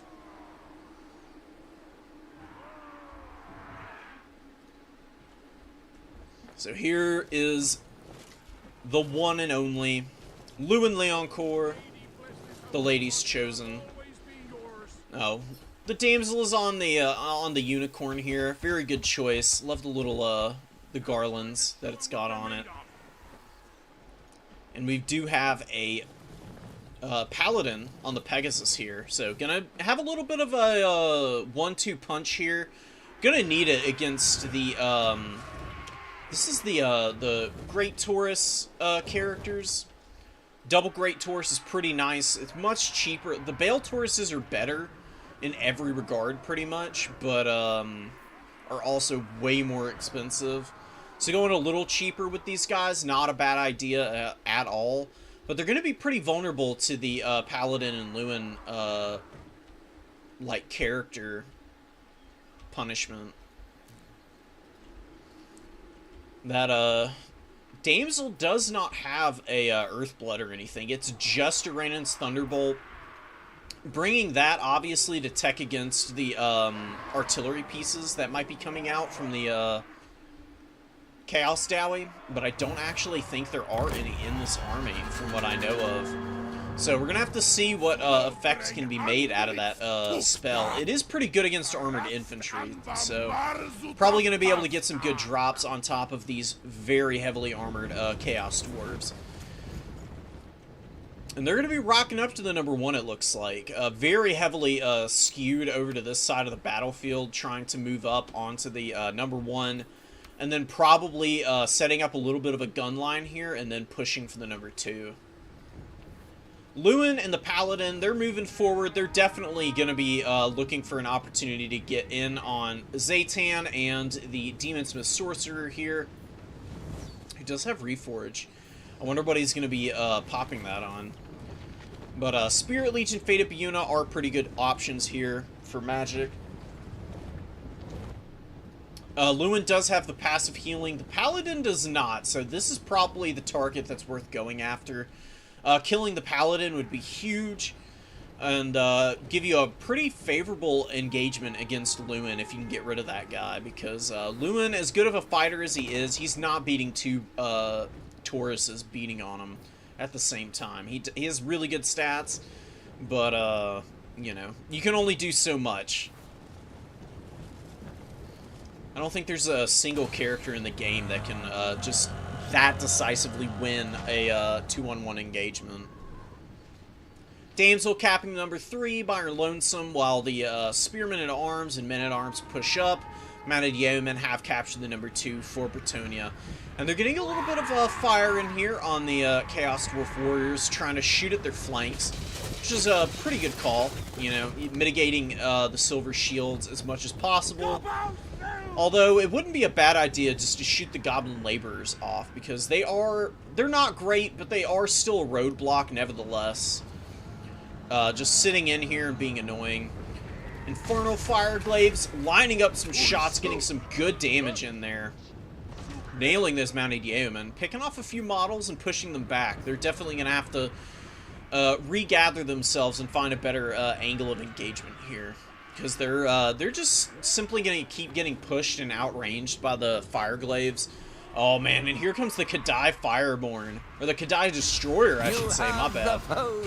The gigantic mech just rolling out. Look at this thing. I love the like insect pincers on the front, you know, those mandibles. Give it a really nice intimidating appearance, man. And the Paladin does take a Spirit Leech here. Getting in range with the caster, managing to pop that. And we've got a, where is it? Where's the tree? We had a magic tree there for a moment, but it's settled down. Doesn't look like it's having the same conniption fit that it was earlier. Chaos Dwarf Warriors really don't need to do a whole lot. Not right now, at least. Just giving the Fireglaves position to fire in on the Yeoman or front line from will be more than enough. They are a little bit sight blocked here, though. They don't have great angles of fire currently. So I'm not sure where they could go. They could probably just pull one of these back and get them firing against the Companions of Quenelle. Because these guys are going to be a really nasty unit to deal with if you can't get your guns online and shooting against them. Trying to engage these dudes in melee with whatever you've got as the Chaos Dwarves is not it. Not going to be a very good fight. Paladin and Lewin trying to fight off Zaytan here. They do get the Sadistic Snare popped on, it looks like. No Sadistic Snare yet. Just sort of Corone, so Zaytan not quite... Oh, did use it. Where the hell did it get... It did not get a very good use out of it, though, unfortunately. Oh, down here against the Companions. And now the Fireglaves turn and start shooting, and this is going to be a really nice position for the Chaos Dwarves to find themselves in. Absolutely obliterating these elite cavalry with the gunfire. And the double Tauruses, man, doing a really good job as well. The Destroyer also getting some good work done. 432 value on it already. Wow. Maybe not quite as bad as people have been giving it grief for, man, because it's actually getting in here and doing some serious work right now. Zaytan, though, is taking a lot of damage. He's getting beat up by Lewin and the Paladin right now, but Paladin gets hit by another Spirit Leech, dodging back and forth, trying to stay away from the worst of the Infernal Fireglade fire. We've got some Goblin Laborers. They're dragging down some Mounted Yeomen. What heroes, man. Look at these nasty little guys. Their spears are gigantic compared to them, too. But actually getting in there and killing a couple of models is pretty awesome. Very nice trade for the Chaos Dwarves, obviously. Any value that you get on a Goblin Laborer unit is more than worth it. And these guys might actually pay for themselves. Nice dodge from the Iranan's Thunderbolt. Getting just out of the way and skirting around the edges of it and not taking a bunch of damage on the nose for the Fireglaves. And they're looking to get some shots on the Knights of the Realm here, but they're getting manhandled by the Pearl Centaur Renders, who've shown up to help and, you know, give the Chaos Dowie Warriors a little bit of support here. Definitely going to be able to push these Knights back. Lewin trying his best to fight against the Kadai Destroyer as the Paladin continuing to get worked down by the Spirit Leeches. Took another one there. And the Destroyer, it's maybe not getting the most value in the world, but it's definitely providing a little bit of support here. I didn't know that it shot stuff out of its mouth. That's pretty cool. So it's continuing to fight here in the pit, soaking up a lot of attention right now. Lewin is getting a little bit of work done. He's definitely trading pretty well himself, but not really able to help the Paladin at all. He's really getting beaten up right now by the Destroyer and the Demon Smith Sorcerer, who's also landed on the ground here. It's going to give Lewin a bit of an opportunity to maybe push the magic off the field, but It's a lot of health to get through. These Veiled Tauruses are pretty meaty monsters, you know. I mean, 6,600 HP in the initial pull, about another 3,500 to get through. And as long as the Bretonnians are holding the number 2 objective, they're in a pretty favorable position. They're trading decently even with the Chaos Dwarves. They're working down all of the warriors pretty decently. And the Fireglaves are not finding a lot of success with their shooting. They're getting LOS'd pretty hard. And the Bretonnian front line might end up being what swings the game in their favor, funnily enough.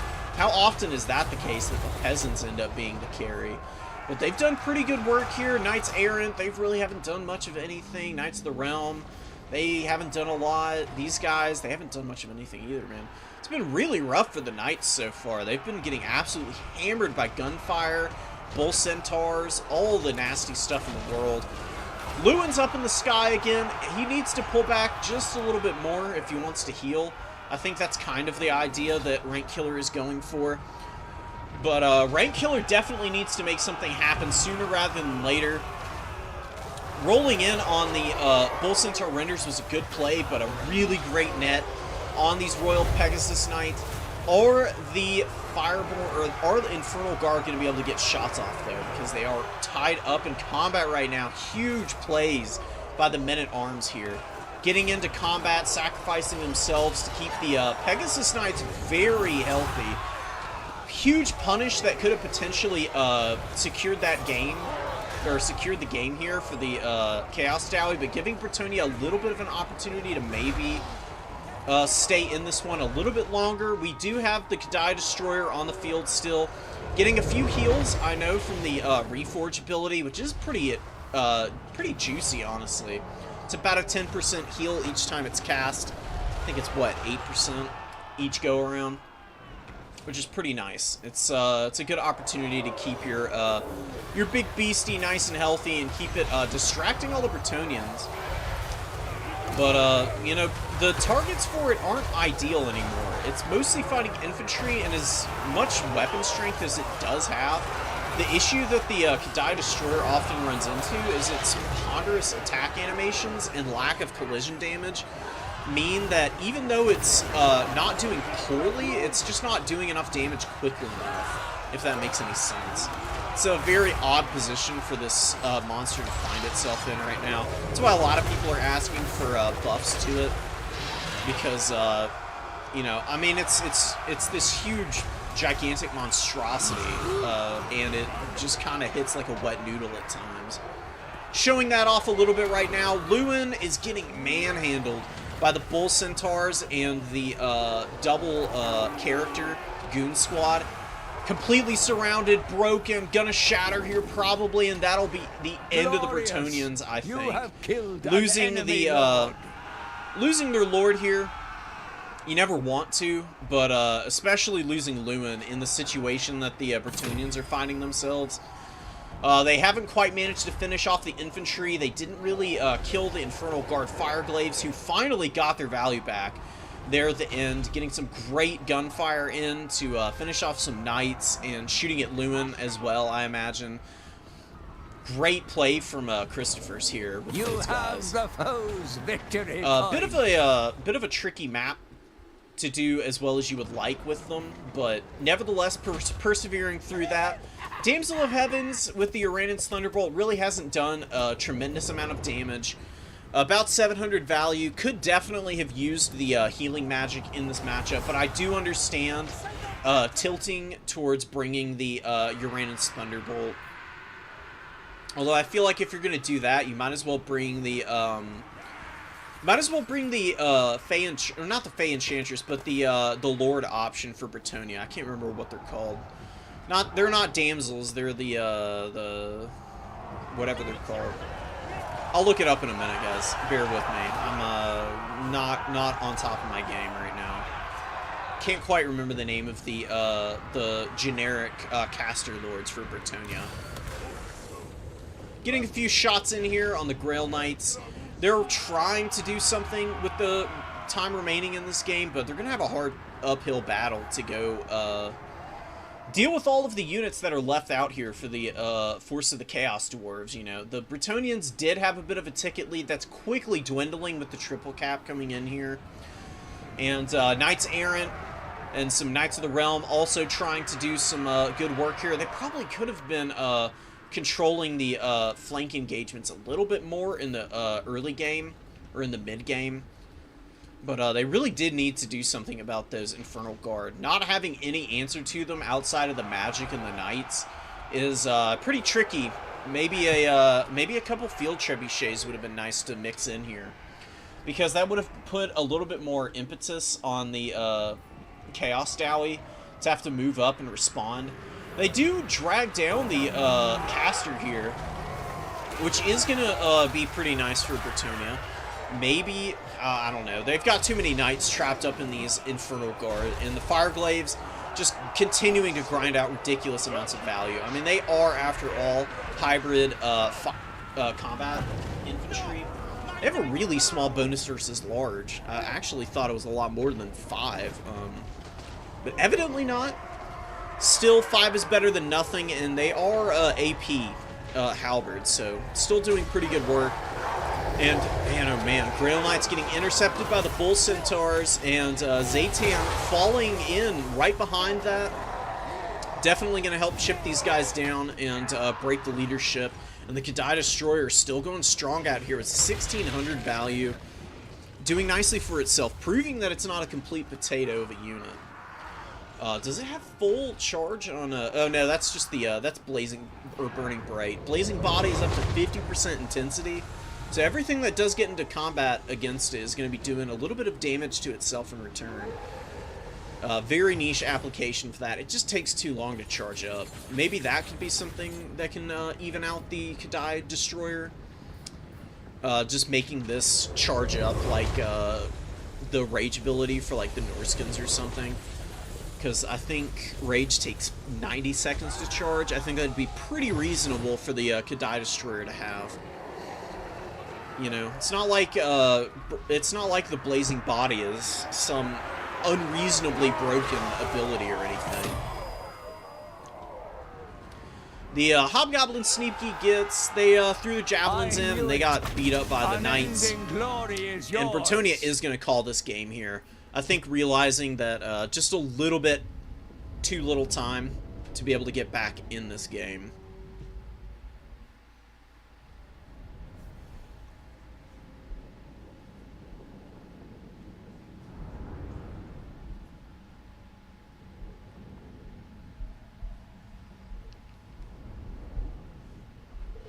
Hell yes. Alright. 2,400 value on the Demon Smith Sorcerer. Doing a great job of just Spirit Leeching down the Paladin and some of the... dropping a Fate of Buna in there somewhere along the line, I'm sure. I didn't catch it, but I wouldn't be too terribly surprised based on the numbers there. Kadai Destroyer did really nice with the heals. And the Bull Centaur Renders came in and they handled those Bretonnian Knights like nobody's business. Absolutely trash-canned them. So, Bretonnia maybe needs to get back to the drawing board on that one. Lacking answers to the Fireglaves, really. Really just can't rely on your Knights to go in on a AP Halberd unit that's also got that kind of range and expect them to trade well. Maybe Peasant Bowman might not have been a bad idea either. They've got pretty good range. They can definitely get weight of fire in there to do good work. And we'll go check it out. I'm gonna actually go see. If you were to bring like the perfect build, you could bring a Prophetess. That's what they're called. You can just bring a Prophetess with the Uranus Thunderbolt and save yourself a bunch of gold. Roiling Skies. I think Roiling Skies is like decently nice to have here. You can put her on the Pegasus or on the Warhorse. That's only 1250 for the exact same thing. And then you can like still bring a couple of Paladins if you wanted to, which I don't think are a bad idea. But really, I think Lewin was the right call. But I do think that a little bit of further support for that guy would have been really nice. Trebuchets are a good answer to the Fireglaves. They've got really nice range. We can do some pretty good work against those very heavily armored infantry that the Chaos Dwarves have. Not having any foot squires either. The Slayers of Bastogne were there, but I don't know if that's enough, really. Hard to say.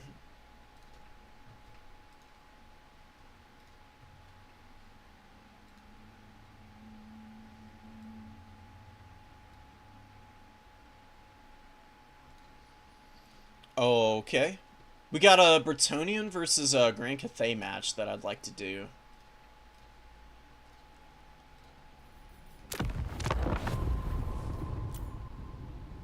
So we've got Stelios versus Rank Killer. Okay. I'm curious to see how this plays out. Grand Cathay is pretty good against Bretonnia.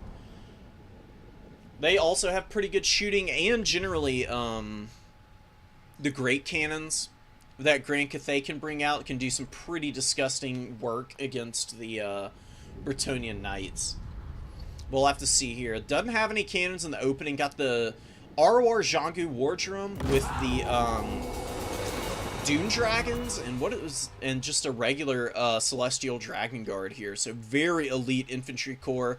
Bunched up around the War Drum, which is never really a bad idea. This thing is so strong. Disdain of the Dragon Emperor is a crazy ability, and can give Fury of the Falling Blades in addition to that. Also, additional leadership, man, so all the goodies in the world for these guys. Mao Ying on foot with Earthblood and Regrowth, probably going to be staying out of the sky when you've got Henri Lamassif and Albrecht flying around here. Does have healing magic this time. Rank Killer bringing the damsel on the pony again, man. Love the unicorn. Very cool posture, you know.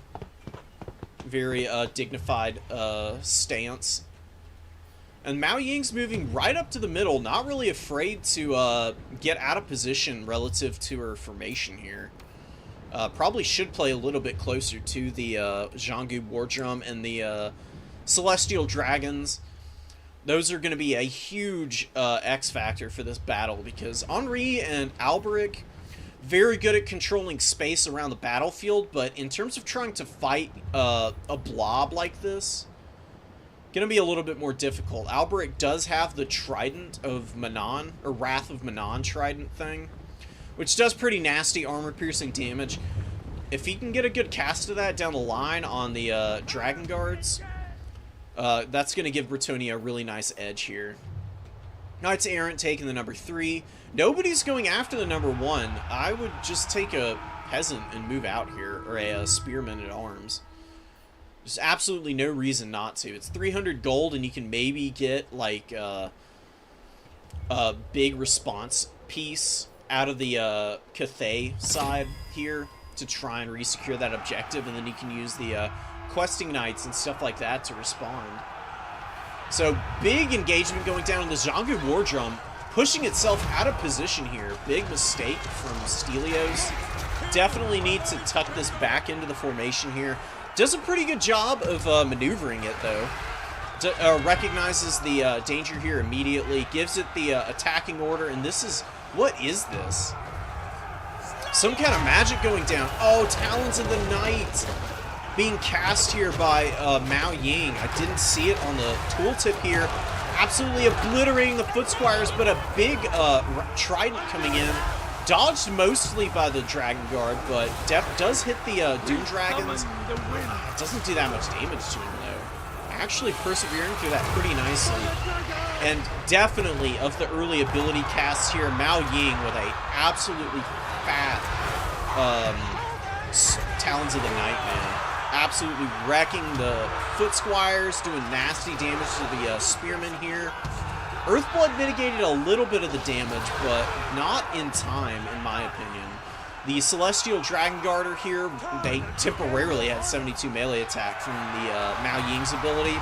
But even without that, they've got 48 melee attack, 49 melee defense, looking like a character out here with those kind of stats, man.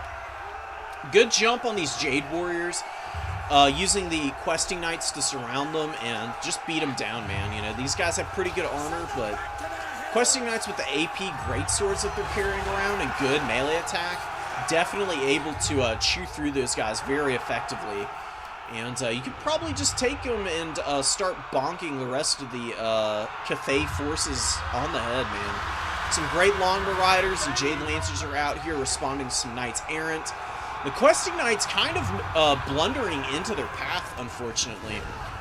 But they're still going to have a pretty good fight. Despite not really getting a charge bonus out of that whole deal, they've still got better stats and the AP. So they'll definitely be able to do pretty decently here against the Jade Lancers and the Longbows. The Longbows could probably pull out, get around the rear, and charge down the Questing Knights and do some nasty damage that way. And probably going to be pretty important, truthfully. Big break for Bretonnia here. And when I say break, I don't mean they're doing well. I mean literally their entire infantry force has broken and is running from the middle objective here. They've got 2 peasant spears over there, but they definitely need a little bit of milk here. Because the Bretonnian Knights are starting to get a little bit overwhelmed. More Jade Lancers coming out of the vanguard, and just going after the Questing Knights. Not really giving a shit, and just going in on top of them. Doing some nice work there. Empress Crowman, these things have been relentless so far. 120 kills on them. They're chasing down some Knights Errant. Killed a few models here. Where are they going to be going now? Giving orders way into the back line there. Maybe they're looking to just roadblock anything that does come out of the spawns. Good Earthblood, healing up a lot of the Bretonnians' infantry and what remains of their Grail Reliques. Some Foot Squires here, didn't see these guys, but they're hanging in. They're doing a little bit of work against these Jade Warriors, but the Dune Dragons and the Celestial Dragon Guard are all very healthy here. And I imagine Mao Ying, after using the Talons of the Night, she's probably in here popping Earthblood every chance she's getting an opportunity. Keeping that blob very healthy, but the Bretonnians are starting to swing it back a little bit. These Questing Knights got beat up pretty badly, but they held long enough for the Grail Guardians and Albrecht and Henri to get back here and start to clean up. They killed quite a few Jade Lancers. The Longer Riders did disengage. They're getting a good rear charge here against the Spearmen. Trying to break their leadership here. More Earthbloods being popped. More buffs, man. Wrath of the Storm being used on these Jade Warriors here. They're holding, and they're doing a little bit of damage against the Minotaur polearms. Definitely holding nicely. Love the formation that these guys hold. They actually fight like a historical Total War unit, which is pretty cool. Instead of, you know, the fights in Total War Warhammer tend to get pretty chaotic. Units don't really hold their formations all that well. Jade Warrior is the one exception. These guys, like, kind of push forward very progressively with some of the units. They kind of fight, and then they have guys who are backing up to replace once units start to drop. Makes them very durable, and can help with the hold for sure. Great Trident coming in here. Wrath of Manon being popped, clearing through a lot of the infantry for the forces of Cathay. But, you know, not a tremendous amount of damage regardless. I thought it would be more impactful than it's ended up being, and Bretonnia really should pull out of this fight and focus on capping the #1 objective. They really don't need to be engaging the forces of Cathay here when they've got superior mobility. They've kind of taken over the #1 objective. They've got a men-at-arm here helping out in capping, but the Grail Guardians and everything could go kill this Peasant Long Spear. And the Knights Errant really do need to get after these cannons, because the cannons are coming in. They've gotten a few good shots on the Grail Guardians. And we're just continuing to insist in grinding in against the Cathay blob here. Losing a lot of value there that way. And I think you could have been just done yourself a huge favor and focused in on the #1 and forced this blob to either split up or to just move over to another objective. You know, Bretonnia does have superior cavalry. Jade Lancers and Peasant Horsemen are nice, but Bretonnia has, like, you know, Royal Hippogriff Knights, which have obscene stats, good shock damage and everything. Knights of the Realm are really good against the Jade Lancers and the like. Knights Errant even. You know, they've got decent enough stats, and a charge bonus is really all you need on a cavalry unit. You don't really need good, like, melee combat stats in order to do damage with a cavalry unit. And Bretonnia kind of showing that off here. They get one really good charge against the cannon, absolutely obliterate it, break all the artillery pieces, and kill the crew. Absolutely no chance for Cathay to get back in that regard. And we've got Iron Hail Gunners and the Jade Warrior Halberds moving up to the number 1. They'll probably cap that up easily enough, but, you know, it's going to take him a little while. The points are pretty even, so they're in a pretty good position in regards to that. So I can see this game being dragged out for quite a while. I don't think anybody is out of this at all. The Bretonians have not traded well here in the middle, but they have worked this blob down pretty substantially. You know, the Celestial Dragon Guard and the Dune Dragons, they're decently healthy still. Down to about half health each. I would probably just keep both of them here with the Zhangu War Drum and just send the Peasant Spears and what remains of this Jade Warrior off. Because you've got a lot of stuff helping you push this number 1. But you definitely need a little bit of milk on the middle if you're going to start splitting your forces up. Bretonnia is going to be able to maneuver over with these Hippogriffs and their Lords and Hero, and they're going to get a great jump on these Iron Hail Gunners, who are definitely going to get absolutely pancaked here. There is no way in hell these guys survive long. You can see taking nasty damage on the charge. Alberic going after some of the Jade Lancers, karate chopping this one guy here. Looking to get after this guy. Apparently, this guy's horse had a heart attack, and then he fell over and died. That's my headcanon for what just happened there. Very funny looking, but, you know, certainly worth it. Jade Warrior Halberds getting charged in the rear as well, and I don't know if their leadership is going to hold. If the Bretonians get out and just charge right back in, they'll probably break these warriors, although they do get terrified instead. And now, after the terror rout, if their leadership breaks, then they'll just get chased right off the field, and that's going to put Bretonnia in a pretty nice position. We do have the number 2 still being held by the forces of Grand Cathay. Maybe not having enough support here on the number 1, though. I thought that they had a pretty good opportunity here with the Iron Hells and everything, but they didn't protect them from the Hippogriffs. And losing those guys, and Rank Killer doing a really good job at the Knights of the Realm, following up on the Iron Hail Gunners, and not letting them rally, just absolutely picking them apart as they go. Very important to chase down routing units. Always, always, always be chasing. It's the number 1 ABCs here. Polearms fighting against the Jade Warrior Halberds. They, you know, are being outcapped. These guys do have the expendable cap weight. Jade Warriors have full. So, very favorable for the Cathay forces. Some Foot Squires are moving up, and they'll do decently here. They're not going to like fighting the Dune Dragons, but they'll trade into them okay, at least. 2,600 on the Dune Dragons. 2,100 on the Celestial Dragon Guard. And, what is the Zhangu War Drum? War Drums are so funny, man. I mean, they're like literally wasted breath, but the power spike they give to all the other units around them is so juicy. I mean, look at the radius. It covers the entire objective just about. Mao Ying is just hanging out here in the middle as well. She could probably stand to go help the Dune Dragons, because these guys, you know, Rank Killer doing a very good job here in the late game of playing very split. Recognizing the middle is a little bit of a no-go zone. Controlling the number 1, getting good jumps on all the units out here, and using the Hippogriffs now to maneuver around the battlefield and getting a great charge on these Jade Lancers. Look at the damage these guys are taking right now. Absolute brutality, man. And they're going to be gone. Pushed off immediately. Bretonnia did lose the point, but with the Hippogriff support here, if they can get a good rear charge on the Dune Dragons, then I think that they'll be okay. They'll be able to take the Foot Squires that are remaining and link up with the Grail Relique and clear out the Jade Warriors that are here.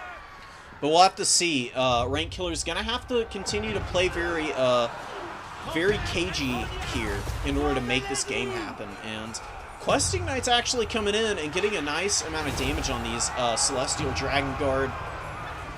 Although an Earthblood does come in to mitigate some of the damage. There are 39 models left and cannons back out on the field. Stelios being very aggressive in resummoning those. It's a lot of gold. I mean, 950 I think is what these guys cost. So big risk bringing them in. I mean, you already saw what happened to the first cannon crew. They got completely mopped up back here. Cannons aren't there anymore. But I guess they, you know, they got cleared out of the way to make room for better firing positions for this Grand Cannon. Cannon's landing a little, going a little high over Alberic and landing a little short of the spear hordes that are advancing now. The Zhangu War Drum is killed. Bretonia making a bit of a play here in the fourth quarter, trying desperately to hang on to these objectives. Maybe going to be able to swing the number 2 here finally. Number 3 is still being held by Cathay though. Bretonia having a lot of problems clearing this objective. The Dune Dragons have just been holding here for forever, man, and they are so resilient. Look at the value that they've gotten. Oh my god, 3,300 and counting. They're just hanging, their leadership is hanging on by freaking forever right now. 2 leadership, -2. Are they going to break? They do. That's it for the Dune Dragons, but man, have they put in an MVP level of performance here. It's going to come down to whether these cannons can get some damage in here or not. Bretonia is capping up the number 2. The number 1 looking to swing to Grand Cathay here potentially. Finally able to push up onto this point. And these Knights Errant with 1,400 value doing pretty nicely. Playing very cheekily with the Grail Relic. Not giving Grand Cathay any opportunity to just kill it for free and using it to, you know, give a little bit of cap weight that's just holding in here. Not giving Cathay the full value of their infantry towards taking the objective. But it's not going to be enough. You know, Grand Cathay is behind just by a hair on the tickets. And Alberic and Henri, man, they have been huge this game. They've been doing so much. 2,400 and 2,000 respectively on their values.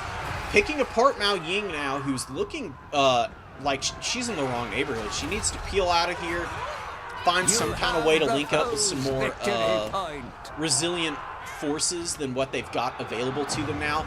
Barely saving the number 2 objective. Number 3 objective is controlled by Bretonia, and the number 1 does flip in time. I think Bretonia... Oh my god, guys. Bretonia might be the one that's not going to be able to cap an objective in time now. Not able to hold on to the number 1, and Cathay is just barely managing to grind back the ticket lead. Mao Ying with 1,300 health, not breaking, barely holding in here, popping a huge Earthblood in the fourth quarter here. Oh no, that's for Bretonia. That's a lot of Earthbloods. Don't think any regrowths have been used in this game, because I swear that's like the 10th Earthblood I've seen this game. So getting absolute max value out of the healing is Bretonia, and I don't know if it's going to matter. I don't know if Bretonia has the units here to be able to break this position. They spent way too long recapping the number 3 here. The number 1 is barely flipping back, though. Bretonia did get some knights here. They've got some foot squires. Foot squires are not in combat, though. They need to get in and start clearing out the long spears, which they are doing now.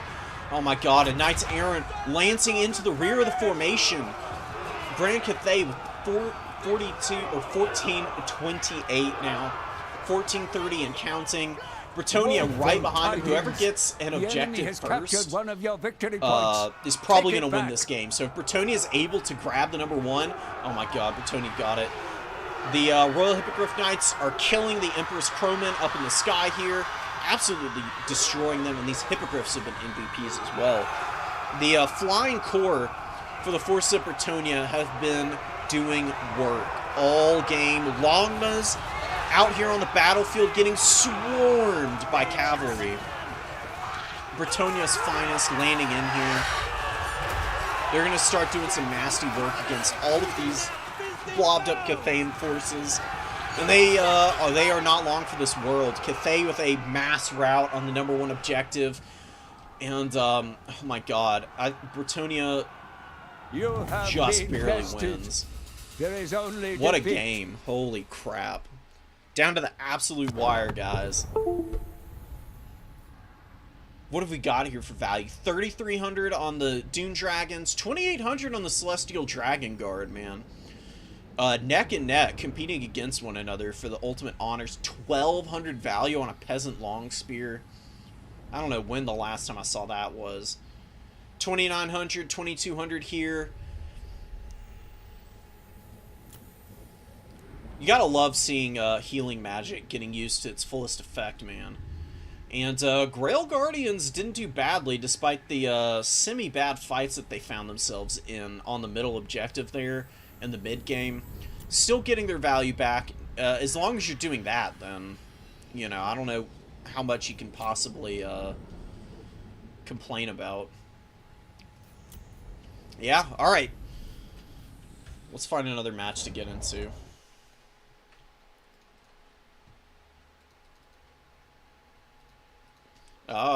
Did you get your revenge, Tima? Tima played against Vampire Coast again after the match we saw against Fabrosi.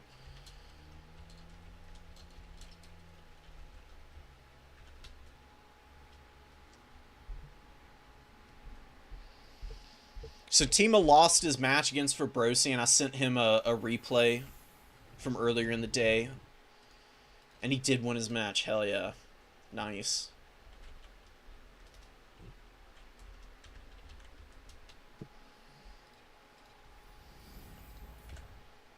Alright, I'm going to check on the status of the brackets. We're probably getting to the top 4 now. We've got some people who've finished their 4th round matches. And the way it's shaken out so far, we'll flop over just to check it out. We've got Safari Jack here, who's undefeated. Putting in a lot of work, man. So no easy task coming in and winning all your games. It doesn't matter whether it's a new player tournament or an advanced player tournament. Just about everybody is capable of taking a game at any time. This is the first 3 on the docket for Safari Jack as well, for their total tavern stats at least. So that's pretty awesome. Where are we? Oh my gosh, here it is. Christopher's with 3 wins, Smelly Monkey with 3 wins. If these two win their games, they're going to be on the top 4 for sure. Still in game. Smelly Monkey up against Spikes, and Christopher's against Reezy. Both of those guys do have the 2 wins. So they have an opportunity to squeeze in here. Actually, Reezy is no wins. Oh, that's unfortunate. Big sad. But better luck next time. Smelly Monkey got the dub in his game. So we're going to be seeing Smelly Monkey and Safari Jack for sure. Christopher's, Lord Debiel, and Spikes all neck and neck. Depending on who ends up winning their games, we'll be seeing who gets in.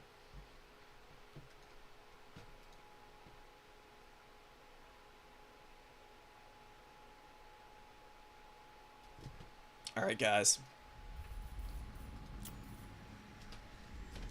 We're just gonna wait until the rounds are done. I'm gonna go, I don't know. I'm gonna go take a look at that Grand Cathay build that we just saw, because it was pretty solid. I really do enjoy the Grand Cathay play there. But I feel like maybe there's a little bit of a... maybe there's some kind of optimization you can have to give yourself a little bit better of a chance against the Bretonians. I mean, I feel like you do kind of want to go pretty bare bones with Mao Ying. As good as Mao Ying is, Grand Cathay doesn't really have tremendous options to, like, assist in the aerial fights. And you saw how heavily Bretonius leaned into that. Celestial Lion might be able to help out decently. But you don't get any opportunities to heal as long as Mao Ying is in dragon form. Doesn't get the opportunity to heal, so that might be a little risky. But the core of it, the Dune Dragons and the Celestial Dragon Guard, really nice. Jade War Drum's a really good option. And yeah, I think maybe just some halberds, honestly. And long spears. What else do you bring? Peasant archers are just too squishy. They're just gonna die.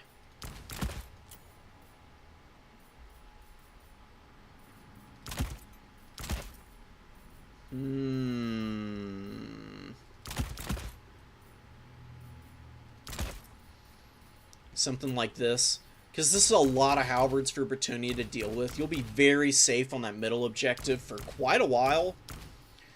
You do have the, and if Bretonia does bring peasant archers, you've got the Jade Warriors and the, dragons here that can take the, missile fire.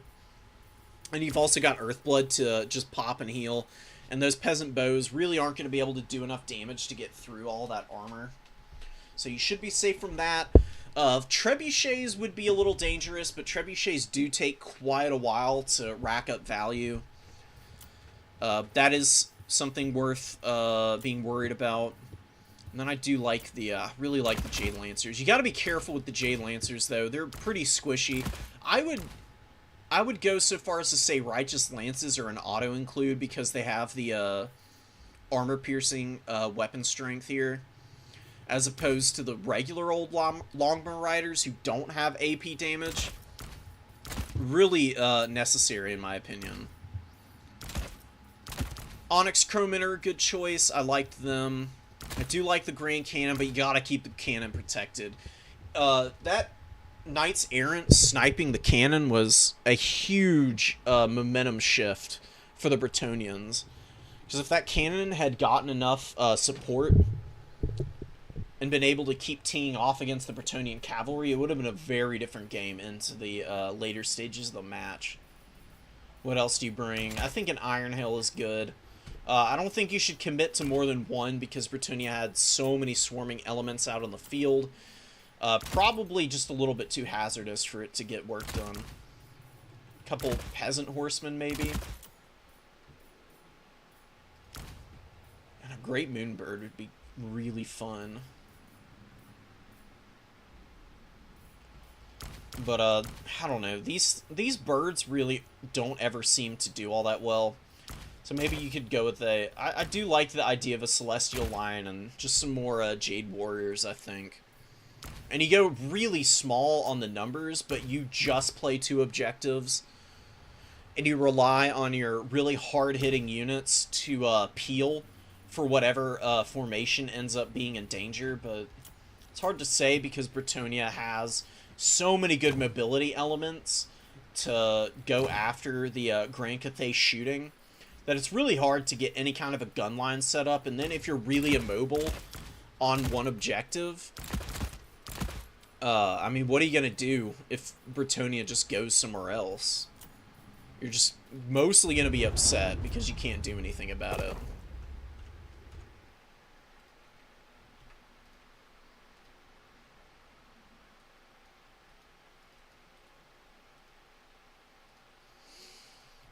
Okay.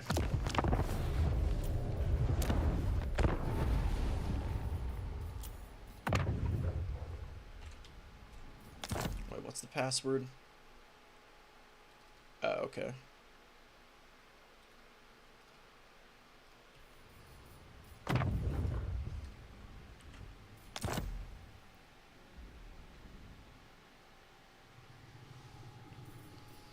Alright, hell. Oh, we got some Tomb Kings action coming in. Safari Jack.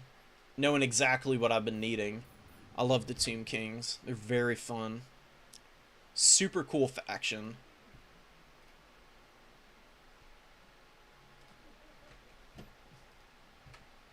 Yeah, I realize that now, Marco. I completely flubbed it there. Forgive me. That's a big my bad.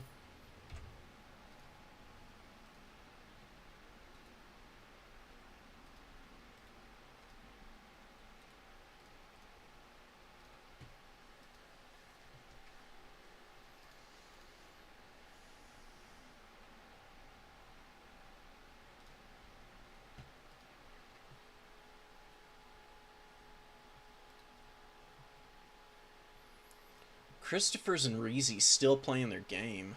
Damn.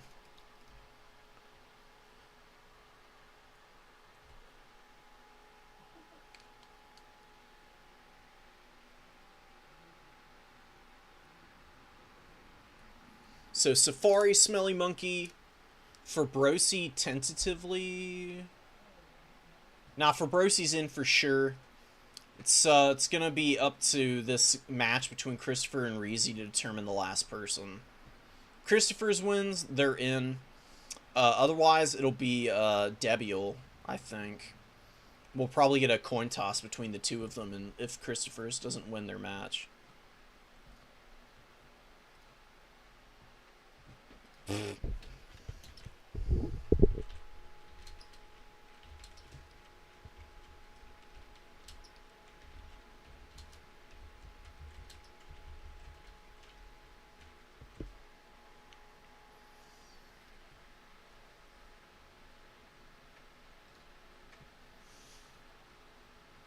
Just missed out on finals. That's so unlucky, man. You'll get it next time. You just got to stick with this game. This game is so incredibly dense in terms of content and like matchups. Learning all of them takes forever.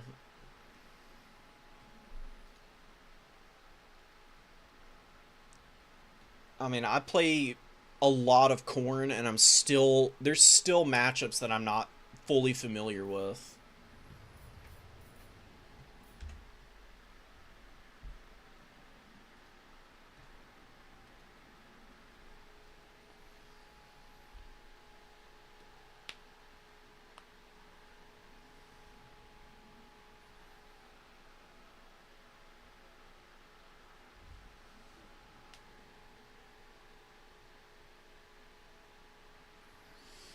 All right, while we're waiting here, since we're still waiting for one of these bracket matches to be done, I'm gonna go get some water.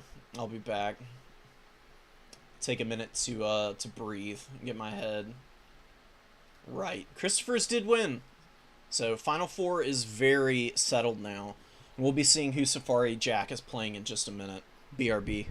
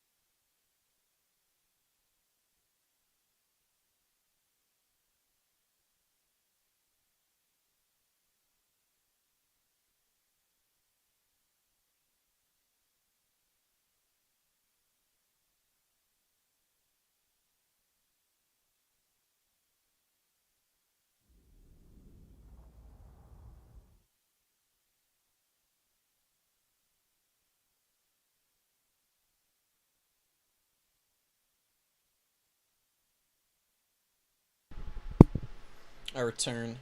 I'm being asked what map we should be playing on for semis. Oh, because there is nobody set up a semis map.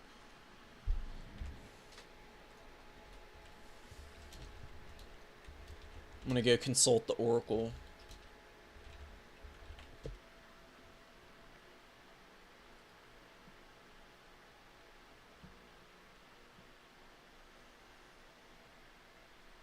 Where is the Oracle? Come on, there it is.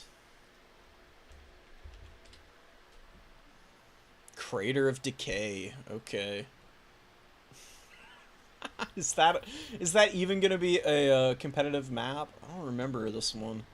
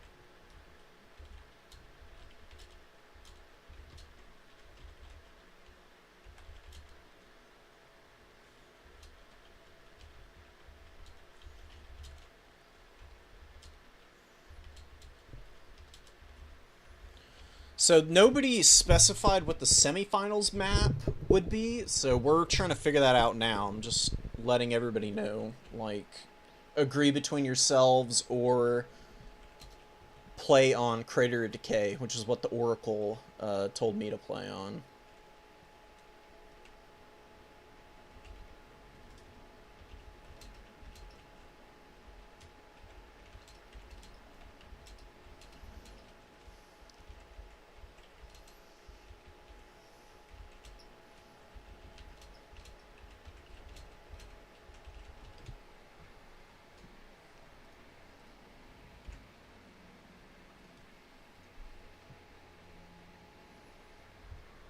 You lost to 2 of the top 3, Marco? That's unlucky. But that is really good practice.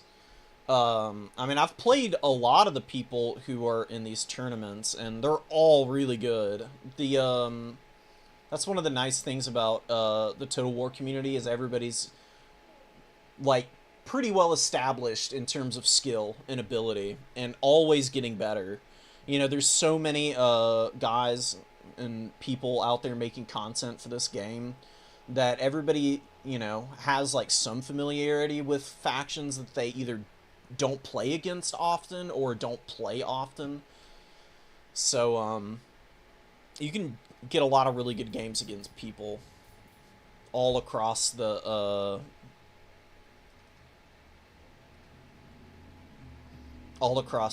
community. Hold on.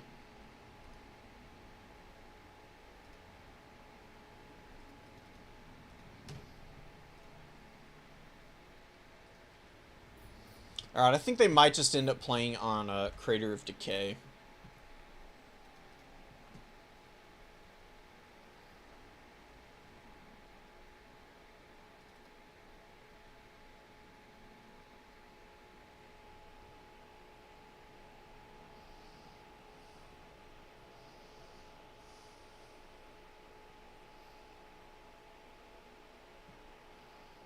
Alright, so we're just doing, we're doing Bordello Landing, which I'm not going to cry about. Bordello is one of the best maps in the game. Always a good option. I don't think anybody has ever been upset that they had to play a tournament match on Bordello. And it's one of the few maps where, like, each side has a home objective, quote-unquote, but it's not a truly safe home objective. You know, this map does give a lot of opportunities for split pushing. Even though it is a little risky at times, you can definitely pull it off with some of these factions that are in the game. Like, Khorne can do it pretty well. Tomb Kings could do it pretty well. If you send, like, a Tomb Guard Halberd up through the trees. you know, and keep them here and wait for the middle engagement to kick off, and then you pop up out of the trees with them and take the number 1, you can then use, you know, most Tomb Kings players are going to have skeleton horse archers, then you rotate over and support those guys. It's pretty difficult to peel undead infantry off of objectives, actually. So, Chosen of the Gods, Skeleton Warriors, lots of those guys. Well, actually, not a lot of those guys, just 2 of them. And 2 Nehekara Warriors. We've got Arkin here. We've got a Necrotect on foot with Vambraces of the Sun and Wrath of the Creator. I do honestly like this ability. It does make this guy a little bit more expensive. This is like 900 gold in terms of full cost because he's got the abilities, restores, and Vambraces. But I think it's worth it. I mean, just restore by itself is good, so being able to buff up with the melee attack and armor-piercing weapon damage is pretty decent. It's not a ton, but it's, you know, something. And then Vambraces blinding everything that you're fighting is just absolutely insane. I mean, it's such a broken item, honestly, but if it were on something other than a Necrotect, I think it would get a lot more attention.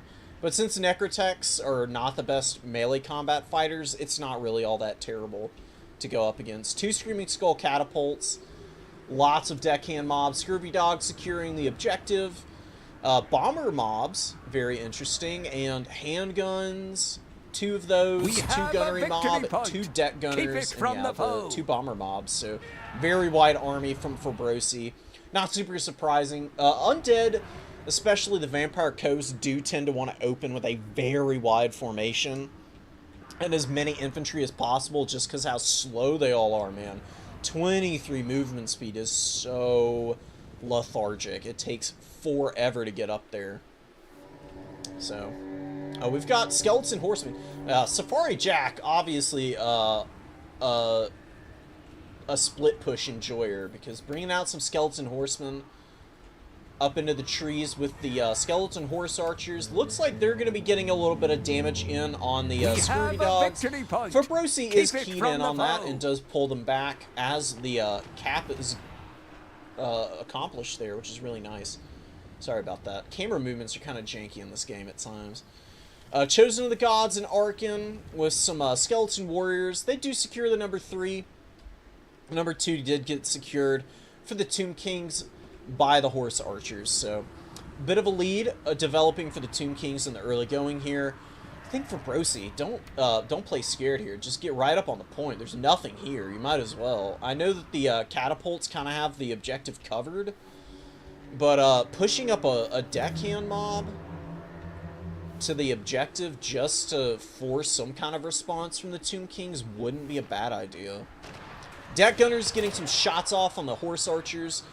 Doing some decent work, you know, getting a little bit of health off these guys, about 10% of their HP pool. Certainly nothing to be upset by. Oh, and Carronades coming out to answer the Chosen of the Gods, who are very caught. They're in a very bad position here. They're shooting at the deckhand mobs here, doing a little bit of work there, but they're going to take some serious punishment if they just stay here, because these cannons, the Carronades fire pretty slow, but they have good weapon strength, especially while they have black powder active. You know, as long as their ammo's above 80%, they get the extra damage to all their missiles, so they're going to be absolutely disgusting right now. Definitely need to pull these guys back. You can pop a restore on these guys and get them back up to full health, and they'll be in a really good position. How long is the recharge time?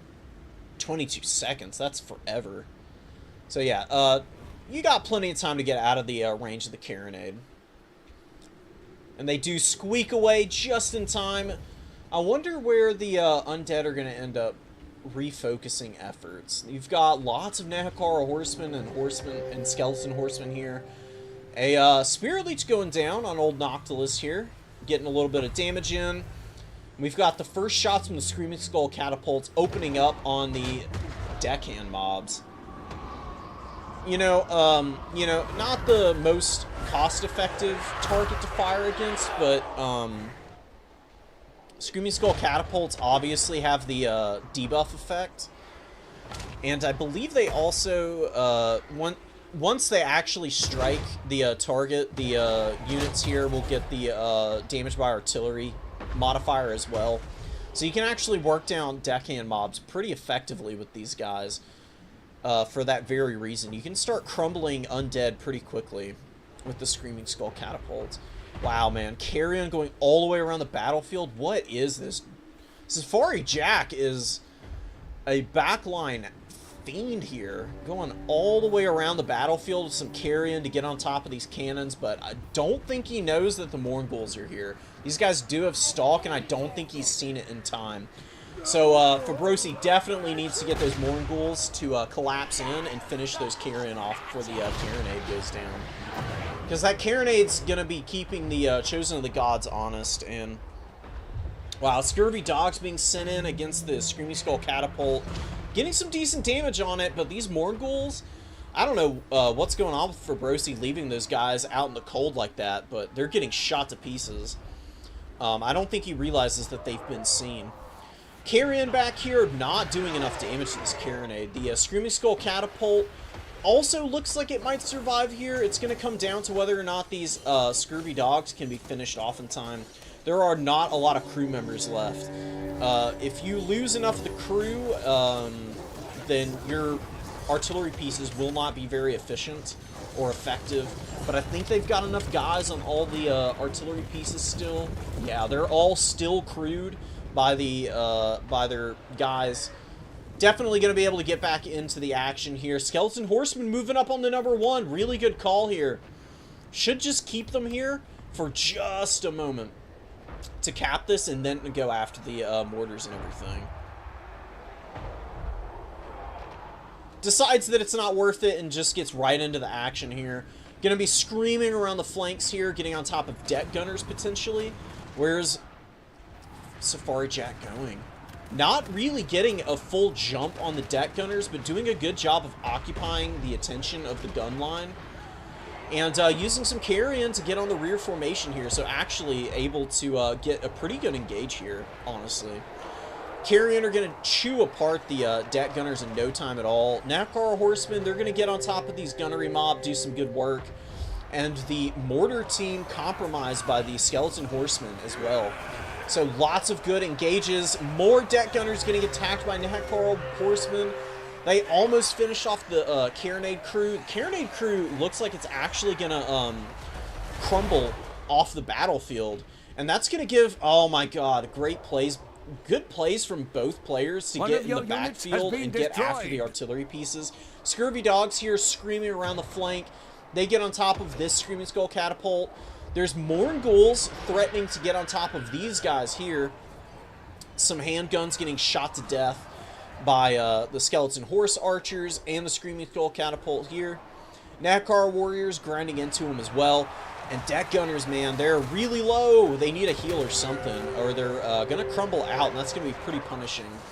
But this deck gunner unit somehow managed to save itself.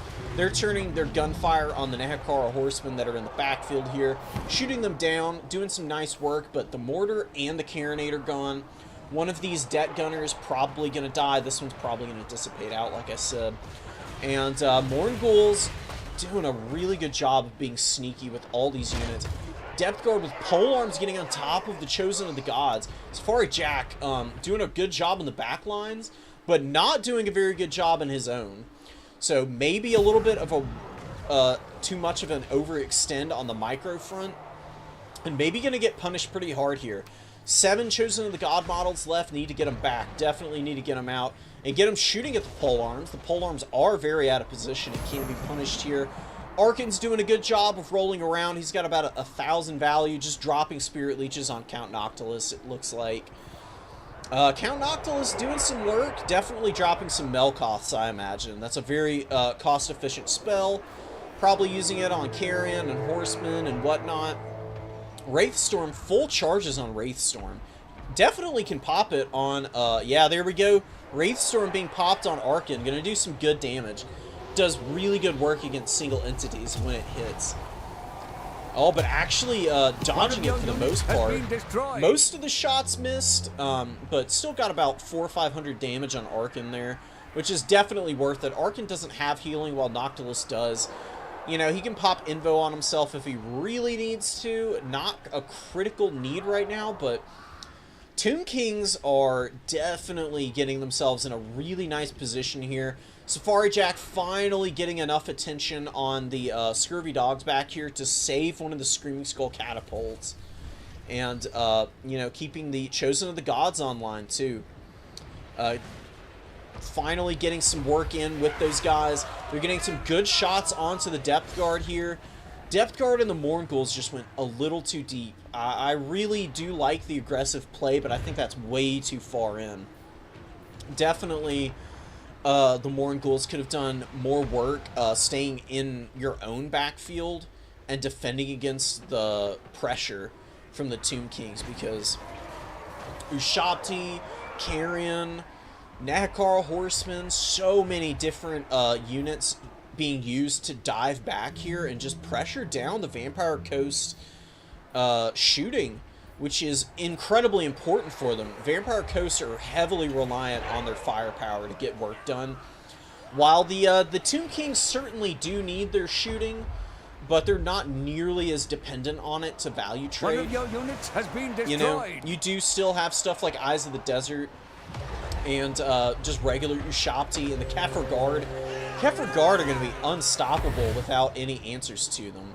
Mortars would have been a really good call against them. Lamprey's Revenge will be decent against them, but it's looking rough. It's looking real rough right now for Brosi. Not doing enough to protect the backline. Arkan's getting punished pretty hard, though, and we've seen some wild back and forth matches so far today. So there is absolutely nothing written in the book that says that the undead are cooked here. Gunnery Mob getting charged down by Carrion and Skeleton Horseman. It's a dead Gunnery Mob, probably. More Gunnery Mob being summoned out to answer. Needs to bank up some supplies, and some Scurvy Dogs could probably come in there and help finish those guys off. Lamprey's Revenge, they're running around in the backfield here. Vampire Coast does hold this number 2 objective, though. Holding the number 2 could maybe could use a Scurvy Dog to cap the back objective, which it looks like Fabrosi might be going for here. More Screaming Skull catapults coming out. And yeah, there's just not a lot of cap weight when you really look at it for the Tomb Kings. They've got Kefir Guard who have full cap weight, and that's really about it. These skeletons are not on the point. And the nice thing about the Vampire Coast zombies is they do have full cap weight. They're not like the vampire counts where their zombies don't count for anything, really. They actually can outtrade the Skeleton Warriors here pretty handily in terms of cap weight. These are actually a summon also, so there's even less infantry for the Tomb Kings than I thought. So definitely going to need all of the infantry that are moving up now to get on here ASAP. You know, the lead is still continuing to tick. And the Scurvy Dog play, I guess, Eyes of the Desert, Safari Jack did see them coming out. They did kind of run up the middle of the battlefield here. If you'd summoned them in the trees here and snuck them through onto the point, they probably would have been able to get back there a little bit better. But honestly, drawing the entire unit back, I mean, the Eyes of the Desert are a great tool for shooting stuff down. They've got those lasers that they fire out of their eyes. Freaking laser eyes, man. And they could be providing a lot of value up here in the middle, but instead they're chasing Scurvy Dogs on the number 3. That's a pretty nice trade. Screaming Skull Catapult being taken out. This one back here, oh, 2 of these are uncrewed. These 2 are crewed, though. I don't know how the hell these crews are hanging on. Just dear freaking life. And getting their value, definitely. 1,000 value on a Screaming Skull Catapult. Pretty nice. This one back here, doing a good job of dropping the actual artillery pieces. Safari Jack definitely knowing the forbidden text. Dropping the artillery pieces and moving through your units with the crew, generally the best way to preserve them. Definitely going to be able to recruit after this. Scurvy Dog's not doing terrible for themselves, though. Shutting down that shooting for any amount of time is still decent. Oh, and an overcast blows Count Noctis up, takes about 400 HP off of him, which is really painful, you know? I mean, he popped that Invo to try and heal himself up, and all of these other units here, obviously, as well, but you never really want to take that miscast damage on the nose like that. He does have the Hunger, and the Kefir Guard, they are good against infantry targets, but he's got really good armor. He'll probably be holding for a long time there. And the gunnery mobs, man, looks like they were able to clear the backfield, and they have moved back up to the objectives. The Tomb Kings did take the middle finally. Man, the Spirit Leeches have been so relentless from Arkin, and Arkin barely hanging in here with 2,600 value as well, out-trading Count Noctilus, who looks like he might be on his last legs here.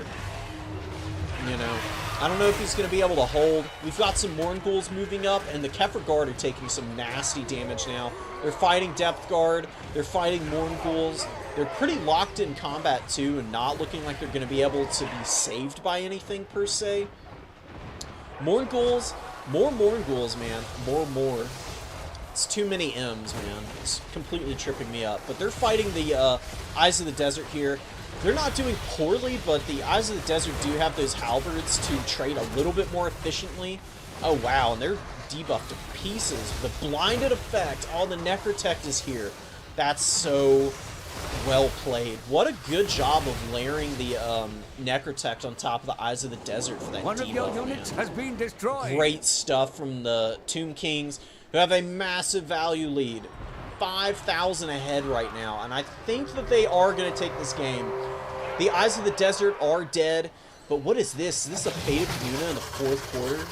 How in the hell does he have enough magic for that? Oh, that's brutal. Oh my god. Depth Guard going down here. They were probably the unit that could, if anybody's going to do it, grind this game out in favor of the Vampire Coast.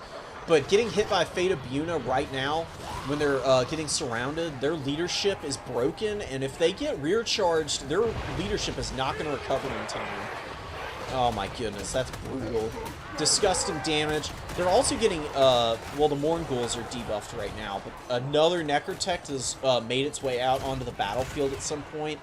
Also, with the Vambraces of the Sun and the buffs and restores, Tomb King's just proving to be disgusting bulwarks of goodness. You know, they're just little goody two-shoes out here, killing off their undead brethren. Have they no shame? Honest to goodness. And yeah, I think this is going to be it for Fabrosi, but Fabrosi played a really patient game, trying to hold on to the points and get the win there. I don't know, I don't even think it's within range of a single cap being enough. No, it's not. It's out of reach right now. The undead in the form of the Tomb Kings are going to be taking this one. Nakara Warriors moving up to the #1 objective. Excuse me, guys. Safari Jack desperately, or not Safari Jack, Fabrosi desperately trying to hold on to the #1 here with just the tattered remains of all these units, man. The Depth Guard, they're still crumbling, and they might not even get back into combat with the current leadership problems that they're having.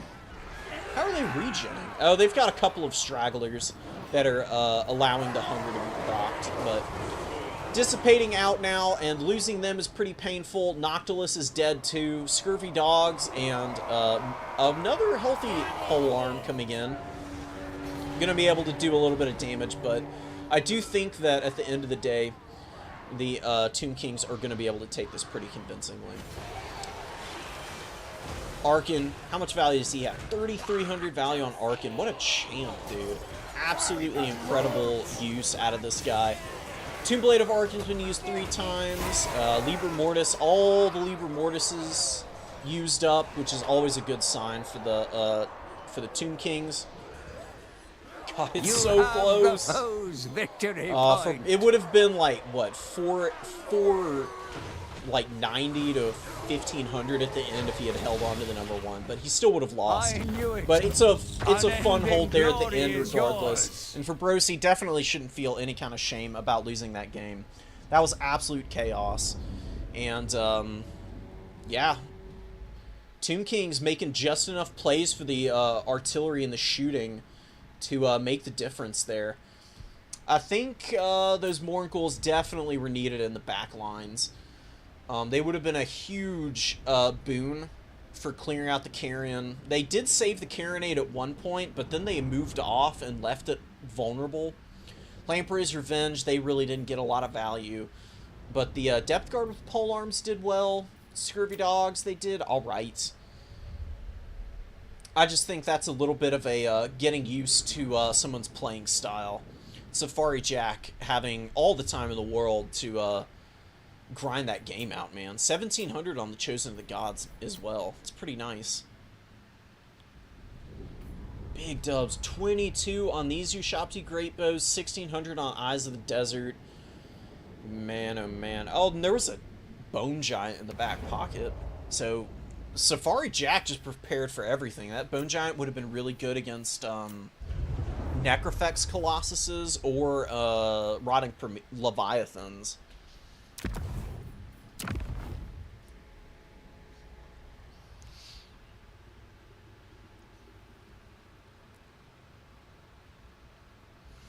Alright, so I'm not sure if the other semifinals game is being played right now. I'm gonna go take a look at that.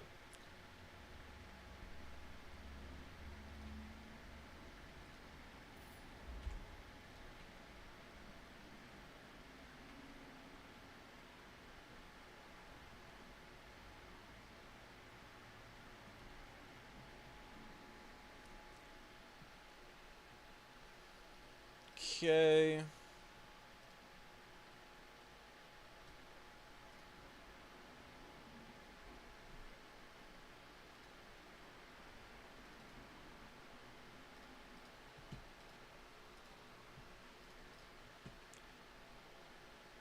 Give me a sec, guys. I'm going to check the top four to see if the other match has been played or not.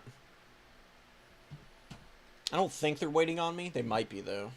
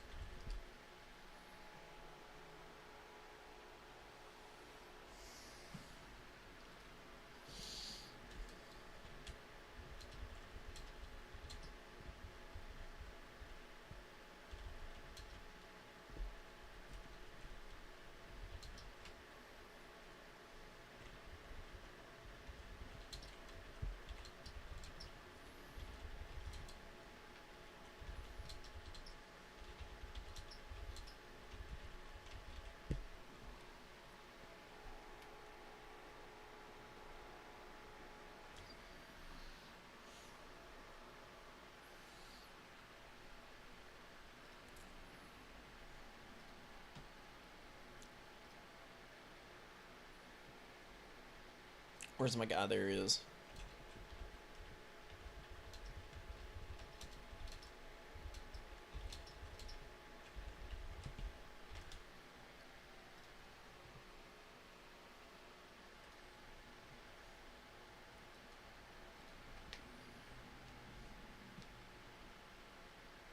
Alright, we're checking with the other side of the bracket to see if they're playing the game or if they're waiting on me to cast it.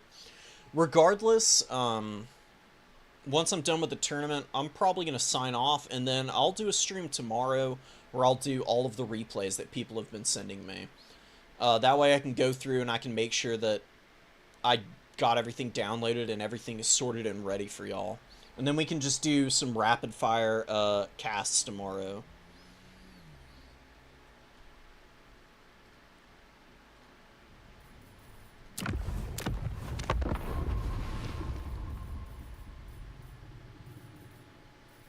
I also want to watch the RTK Civil War, which is going on right now. So for those of y'all who don't know, there's another RTK event going on, the Civil War. Everybody is playing one another. There's two teams, and they've been pretty good so far. Fabrosi and I played our game for this event earlier today. Go check Turn's stream out if you want to see it. If you really want to see the live cast of me playing it, against Vibrosi, then I did a 14-minute stream before the before I kicked off this tournament, where you can check it out.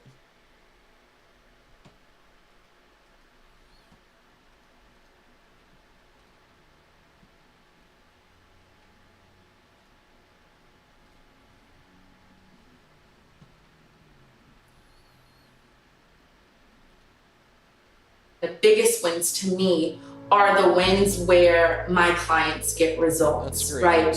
Too, When going down as well. Okay, So the band.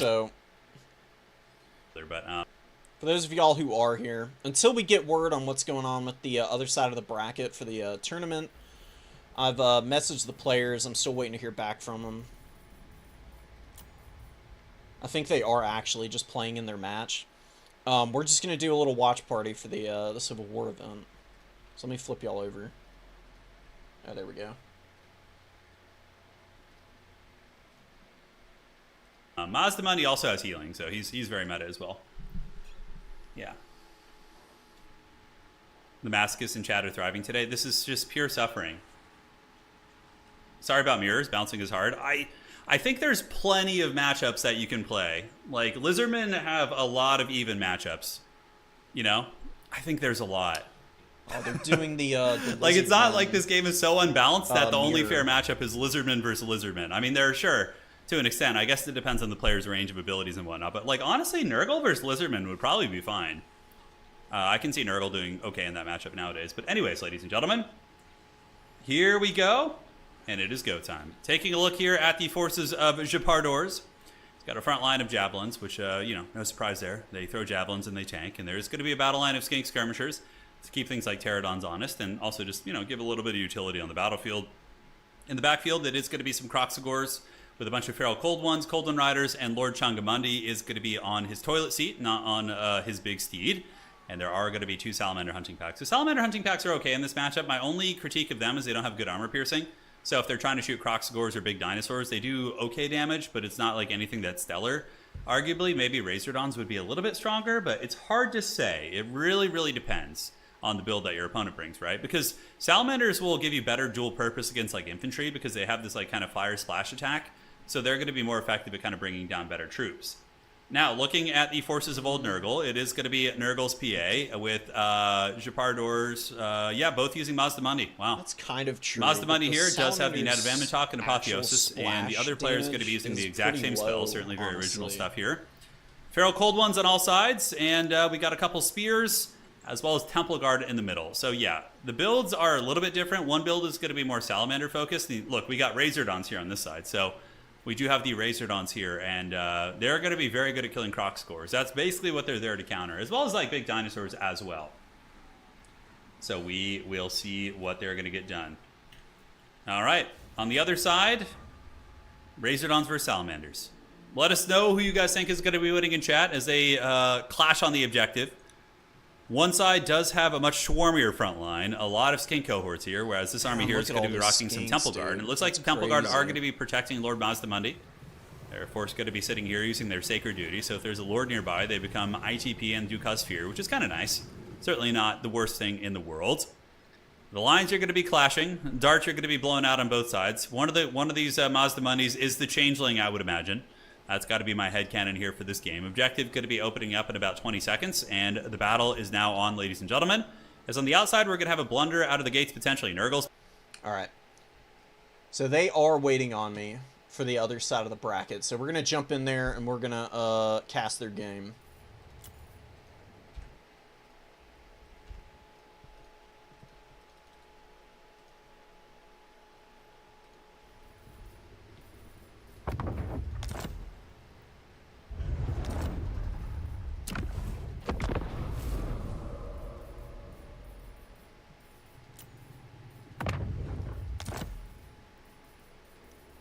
Rip. Okay.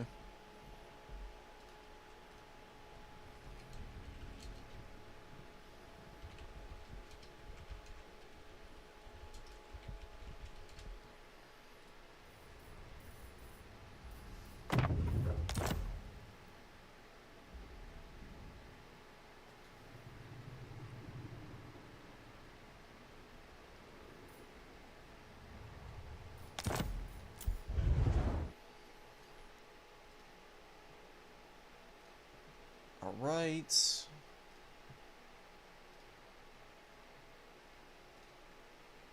Okay, so Christopher's and Monkey did play. All right. So we're going to be doing the finals match here. They're gearing up for it. I'm going to go ask them for the other semis match, though.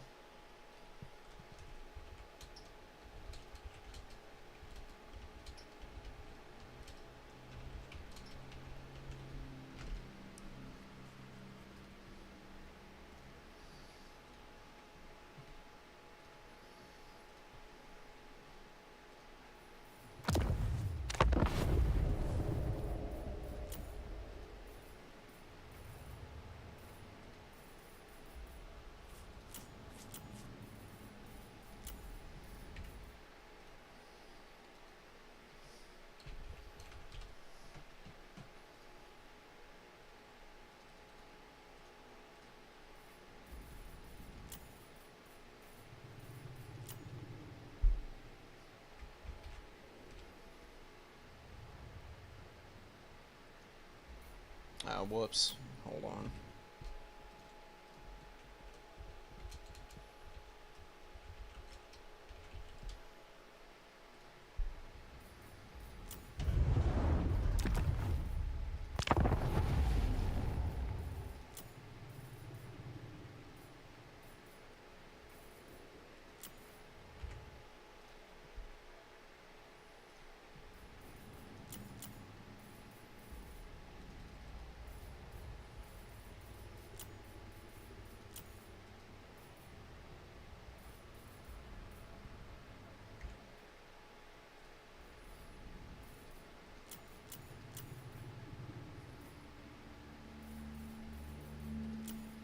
Sweet.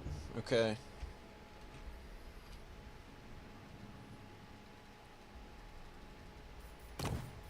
Sweet. Alright. So it's going to be on Bordello Landing again.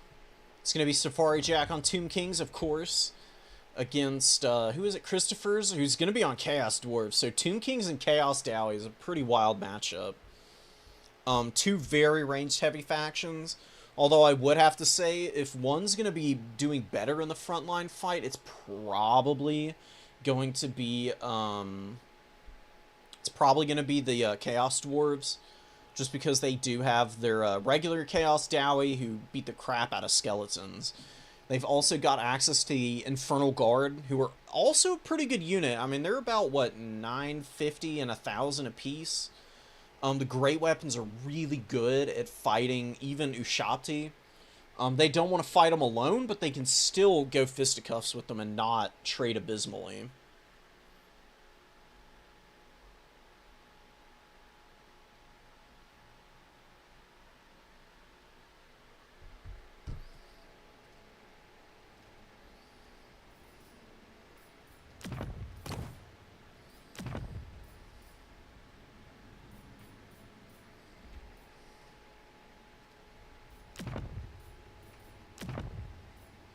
I'm taking an early peek at the builds.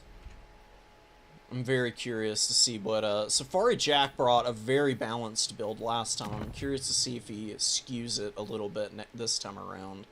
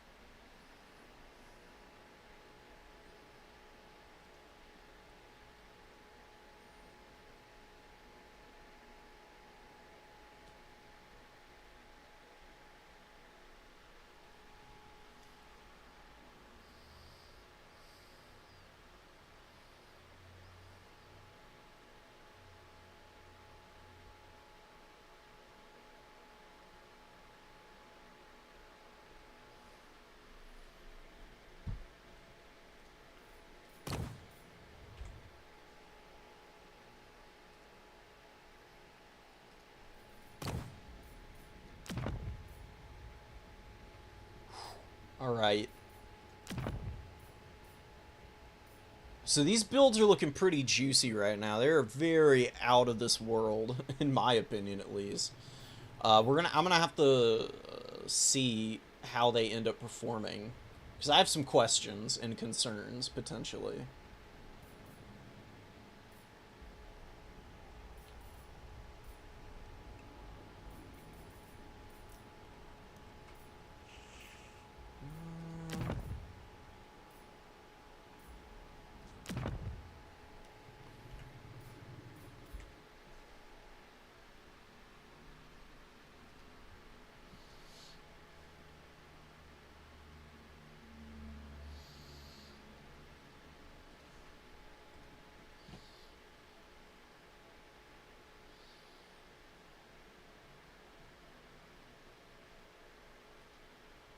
Michigan's clean energy.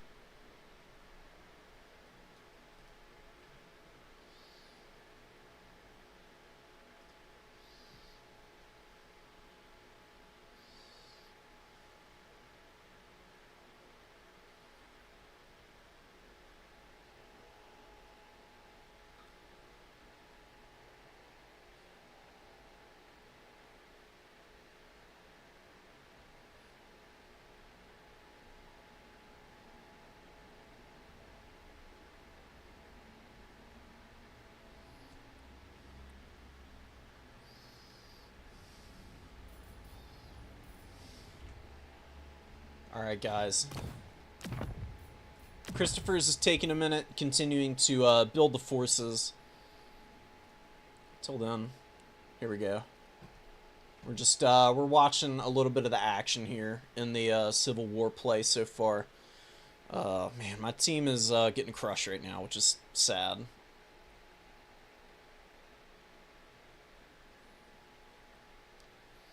It's a good collapse with all those Furies, though.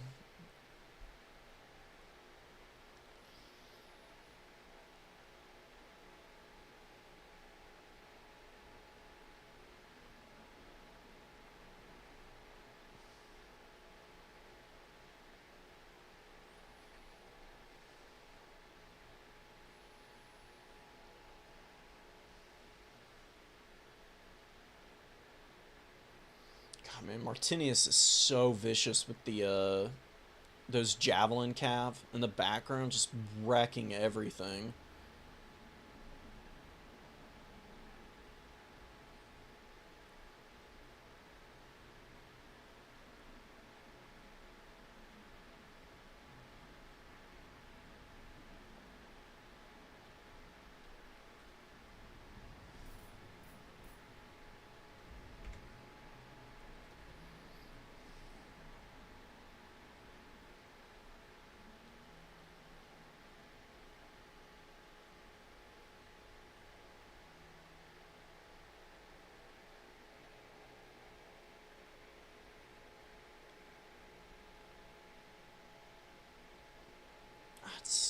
That's a pretty good collapse there from Flammaster, getting himself back into the game a little bit, pushing all that stuff back.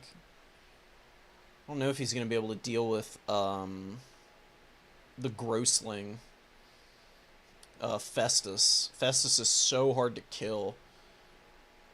But then those Forsaken coming in, they're swarming. Now, and pushing back all of the stuff that Flammaster was able to get onto the other core of Marauder Horsemen.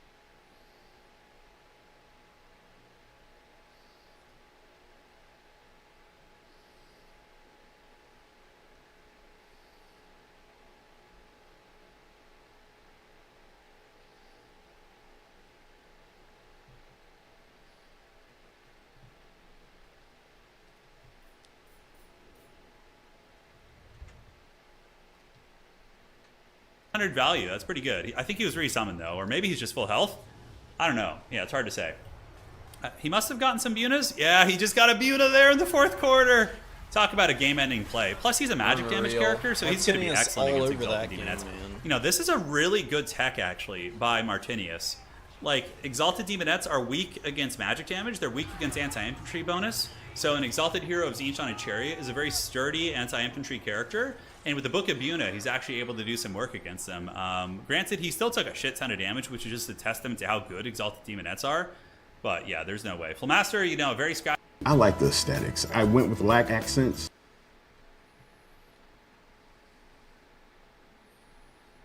Oh, we love ads. All right.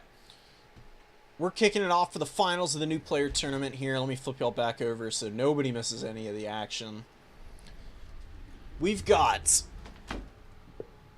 Chaos Dwarves, helmed by Christophers.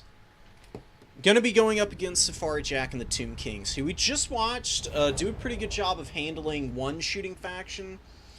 So, what's one versus another, right? I'm curious to see if the double Bone Giant ends up being the nightmare that I imagine it's going to end up being for the Chaos Dwarves. Because those guys are pretty accurate. You know, they can hit infantry pretty capably. And if they can clear the Chaos Dowie Warriors effectively enough, then I think that the no matter how good Astrogoth's Flame Storms end up being, I don't know if the Chaos Dwarves are going to be able to outlast the Tomb Kings. Couple Skeleton Horsemen. Double Bone Giant, like I mentioned, man. That's going to be pretty nasty. They got a lot of health, too. I mean, 12,600 health on those guys. Necrotechs are going to be able to heal them up, too. Arkan's here. Arkan is moving, going somewhere. And Skeleton Spears all across the battlefield.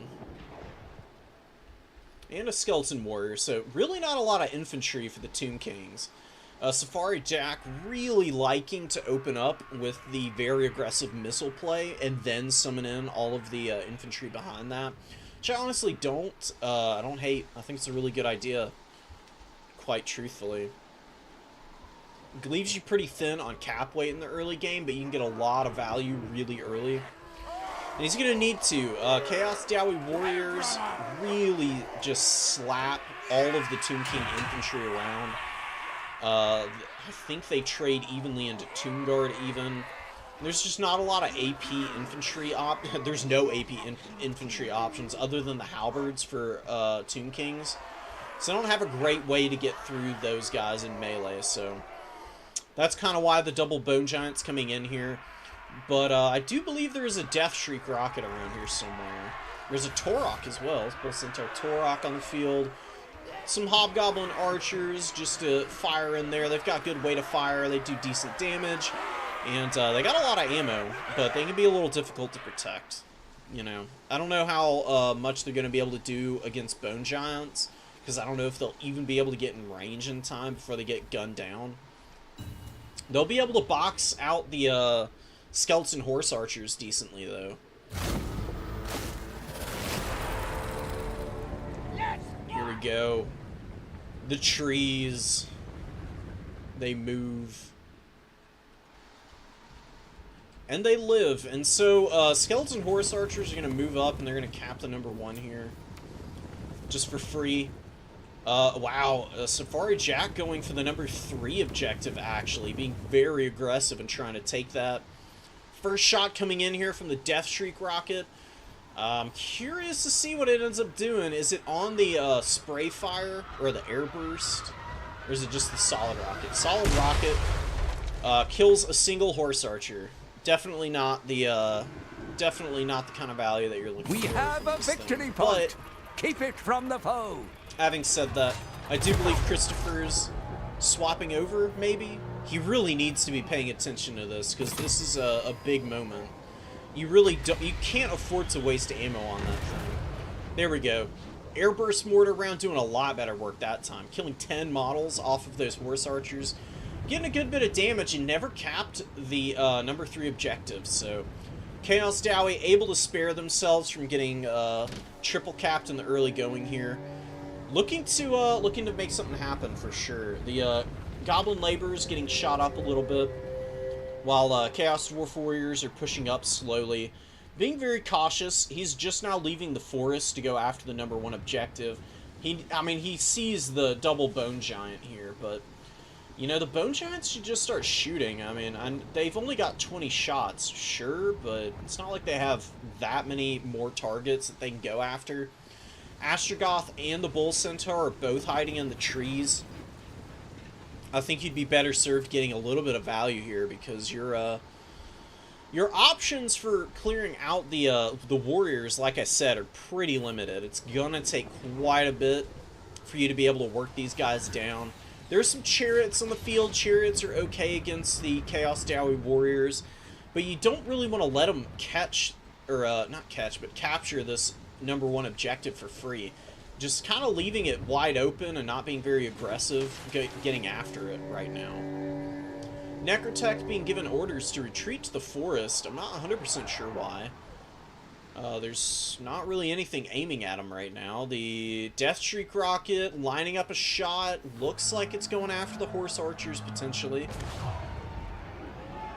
Arcing up and through. Yeah, getting after this, Skeleton Warrior unit. Pushing into the back here.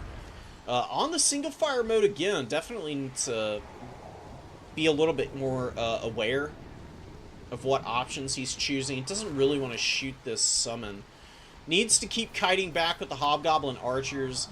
I guess it doesn't really matter now since they're routing, but they should be able to get away from this. This is a big waste of ammo from the Death Shrieker, especially since it's not even doing all that much damage to the summon there. Could be shooting at the Horse Archers, or maybe looking to pick off some of the Chariot models. Bone Giant pushed up a little bit, still hasn't really done much of anything. They've both fired one shot, but have 0 value on each. Looks like they're getting after the Bull Centaur Torok, who takes 2 nasty shots right to the dome.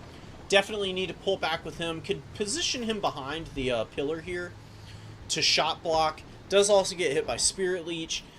And, yeah, making his exit for a bit of the battle here. Definitely after losing 2,000 HP in the early going here. But Christopher's is keeping it close. That's for sure. I mean, there's only 100 value separating the two. The main engagements really haven't even gotten underway. There's some good Bone Giant shots getting in on the Hobgoblin Wolf Raiders. The Chariots don't really get a great attack on the Chaos Dowie Warriors. Getting folded in from the flanks by the Hobgoblins, and these Archers are doing some pretty good work. They're shooting into the Chariots here. They'll definitely be able to work them down pretty consistently. Decent shot, but doesn't quite hit the Skeleton Chariot square. The Death Shriek rocket really hasn't been up to a whole lot so far. Could shoot Arkin here. Arkin's looking a little sketchy there. Hits the tree. Oh, that's painful, man. Oh man. You need the trees there to keep the to keep it safe from these this double Bone Giant here. Bone Giant firing danger close on his friend. Hits the Bull Centaur Torok, who's getting attacked by Arkin now. Arkin getting in there with a Spirit Leech too, and the Bone Giant swinging in on this guy as well. This Torok is probably going to break real soon here. Skeleton Spears are on top as well, and not really having an answer for the Bone Giant so far is proving to be a big loss for Christopher's. Getting overwhelmed here by the Chariots. They are all over these Hobgoblin Archers. Nanakara Horsemen, Spearmen, Nanakara Warriors moving in as well.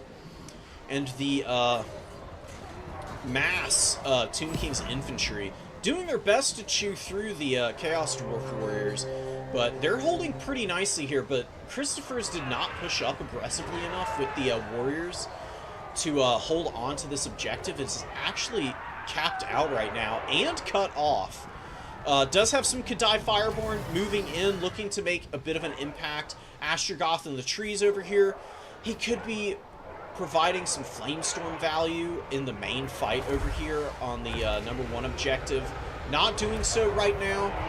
Getting some decent shots from that Death Shriek rocket. Is that a second one? Yeah, second Death Street rocket, I think, is coming out. No, it's just their first one. But it is turning its attention to assisting its fellow warriors out here, doing a decent amount of work. Bull Centaur renders out on the field. They should not be fighting those skeleton spears, though. Definitely need to loop them around and get them into those horse archers that are a little bunched up right now. That was a big shot from the Death Shrieker. Took like half health off of these Nehakara warriors, man. Has been destroyed. And the Chaos Dwarf Warriors holding nicely. They're probably going to survive there and be able to recap the number 1. The Bone Giants haven't really made much of an impact still. 600 and 275. That's really not that much. Spirit Leech going down on Astrogoth, who is getting in on top of this Bone Giant. He's going to be a lot more resilient to the Skeleton Spears that Torok. The Bull Centaur Toroks do have pretty low armor, so they can certainly get bullied around a little bit by those really crappy spear units.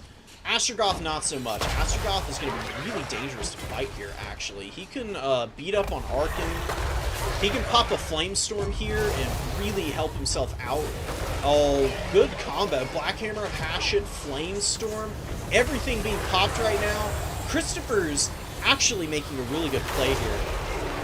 Gonna wreck these Skeleton Spears, potentially put some serious hurting in on the Bone Giant, while Arkan cannot stay here. Arkan's gotta get out. If he takes a big enough hit from the Hammer of Hashit, he's probably gonna go down.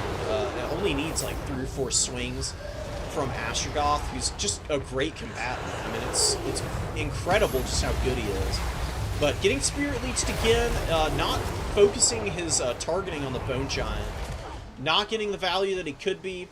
Goblin Labor is going to get swept up by those Skeleton Horse Archers. And back here, we've got the Ushapti Summon Man just wrecking house on all the sneaky gets and the Archers here.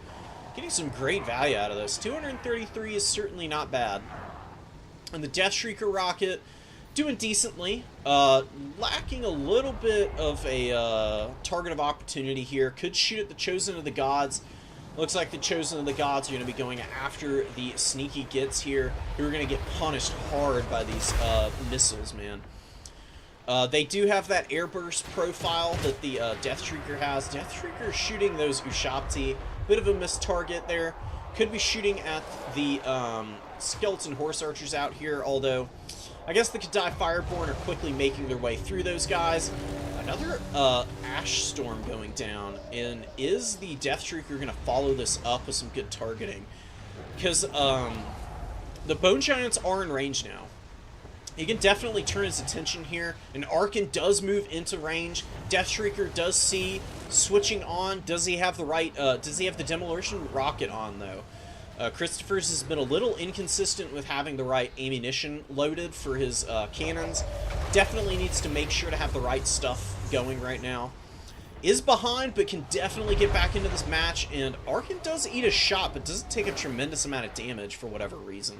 So I feel like that should have done a lot more than just the 400 or 500 it took off.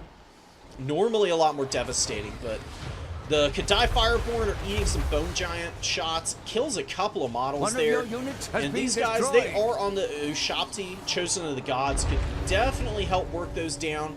Arkan taking another 500 HP damage there. Arkan's running away from Astrogoth right now, who's desperately trying to catch the Undead Bone Lord here. Definitely needs them to be performing a little bit better than he is right now. Infernal Guard Fireglaive are very caught up by the Skeleton Summon here. How much longer on it? Another 30 seconds, so quite a while. These Infernal Guard are going to be shut down, when they could be making a little bit more of an impact elsewhere, potentially.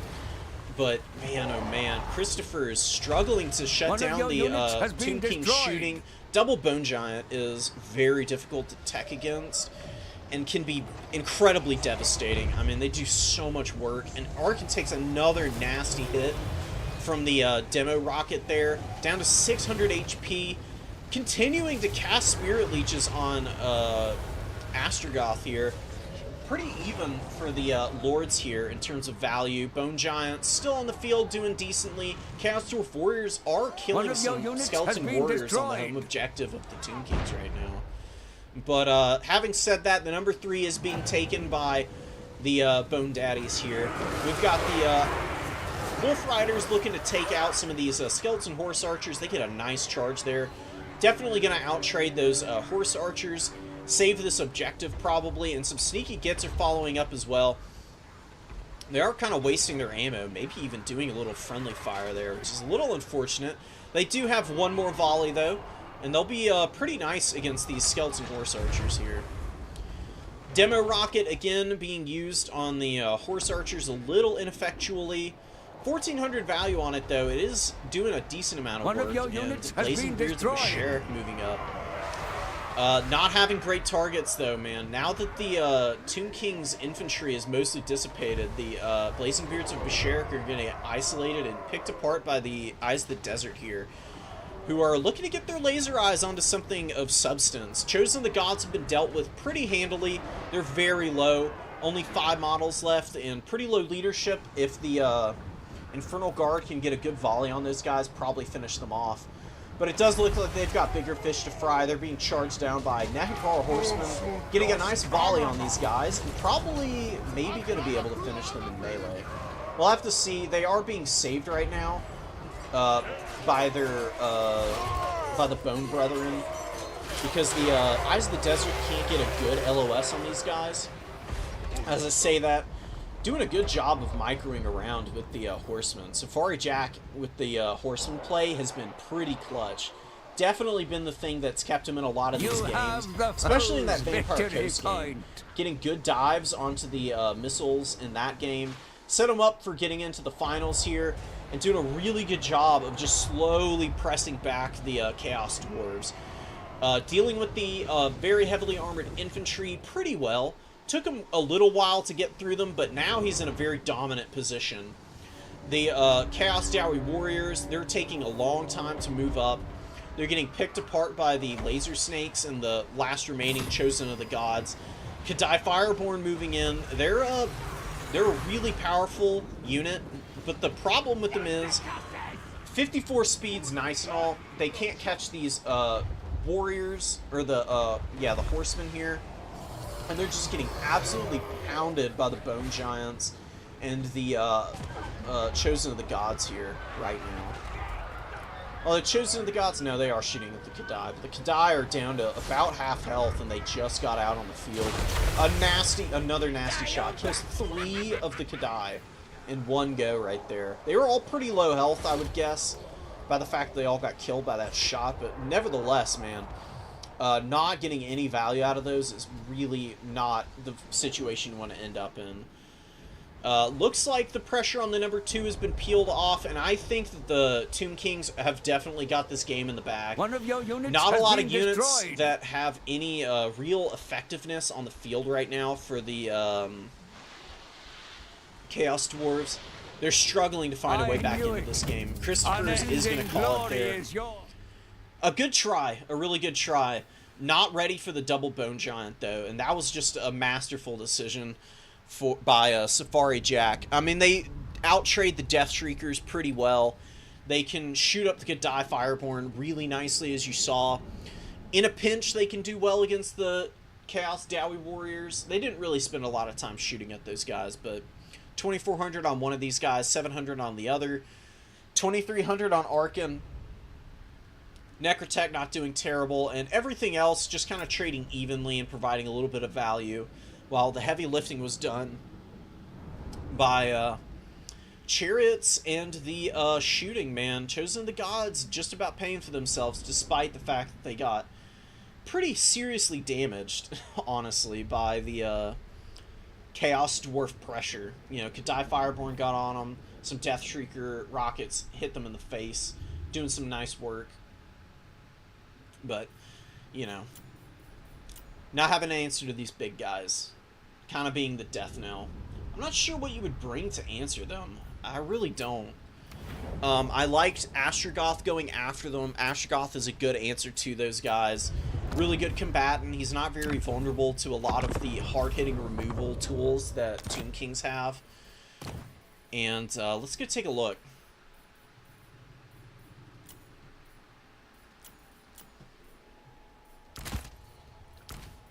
We can just go with Astrogoth. I don't think he needs any of his abilities, really, except for Kindle Flame. I like that. Ash Storm is a pretty good synergy with the Black Hammer of Hashut, giving a huge buff to his damage, as you can see there. So I do like that. I think Great Tauruses would be really good against those guys. And you can bring one Death Shriek for sure. It's pretty good at clearing out Chosen of the Gods and other such units.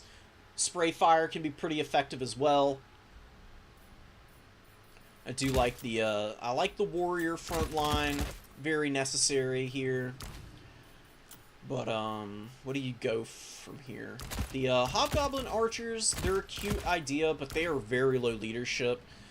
And they just got pushed back by the Horse Archers over and over again. Maybe Infernal Castellans, dude. These guys do have a heal on themselves. Breath of Hatred's cheeky, but not that good. I think maybe you could do something like this. And the Infernal Castellans can force an engage from your opponent. Actually, the heal is only in melee. It might still be decent. You keep them in the trees until the front line engages, and then you bring these guys out. You throw them forward, and then they can get into melee combat. They can grind for a bit. They can hold. In the late game, they can provide some good shooting with their like muskets that they've got. Those do a lot of damage, honestly. I think that would be pretty good. I don't know what else you go from here. Christopher's would probably have a better idea, but that's just like the beginning of an idea of what you can do against Double Bone Giant. Hashut's Dart Ravagers might also be good. If you can like sneak them into the back line somehow and occupy the Bone Giant shooting long enough, these guys have insane missile strength. Absolutely will wreck those Bone Giants if they get a good opportunity to shoot at them. Just a couple of ideas, but I think I'm going to call it here, guys. Had a good tourney run this week. Oh, yeah. You almost had it for Brosi. I think you got a little unlucky being matched up against Tomb Kings, honestly. It's a pretty tough matchup for Vampire Coast, I imagine. But yeah, thank you all for showing up for the stream today. I'm going to call it here. I'm going to go watch Turn's stream. Y'all should come join me there. And then tomorrow, I'm going to do some rapid-fire replays of all the stuff that I got today for this tournament. And maybe play a couple of games tomorrow after we do the replays. So yeah, y'all have a good one.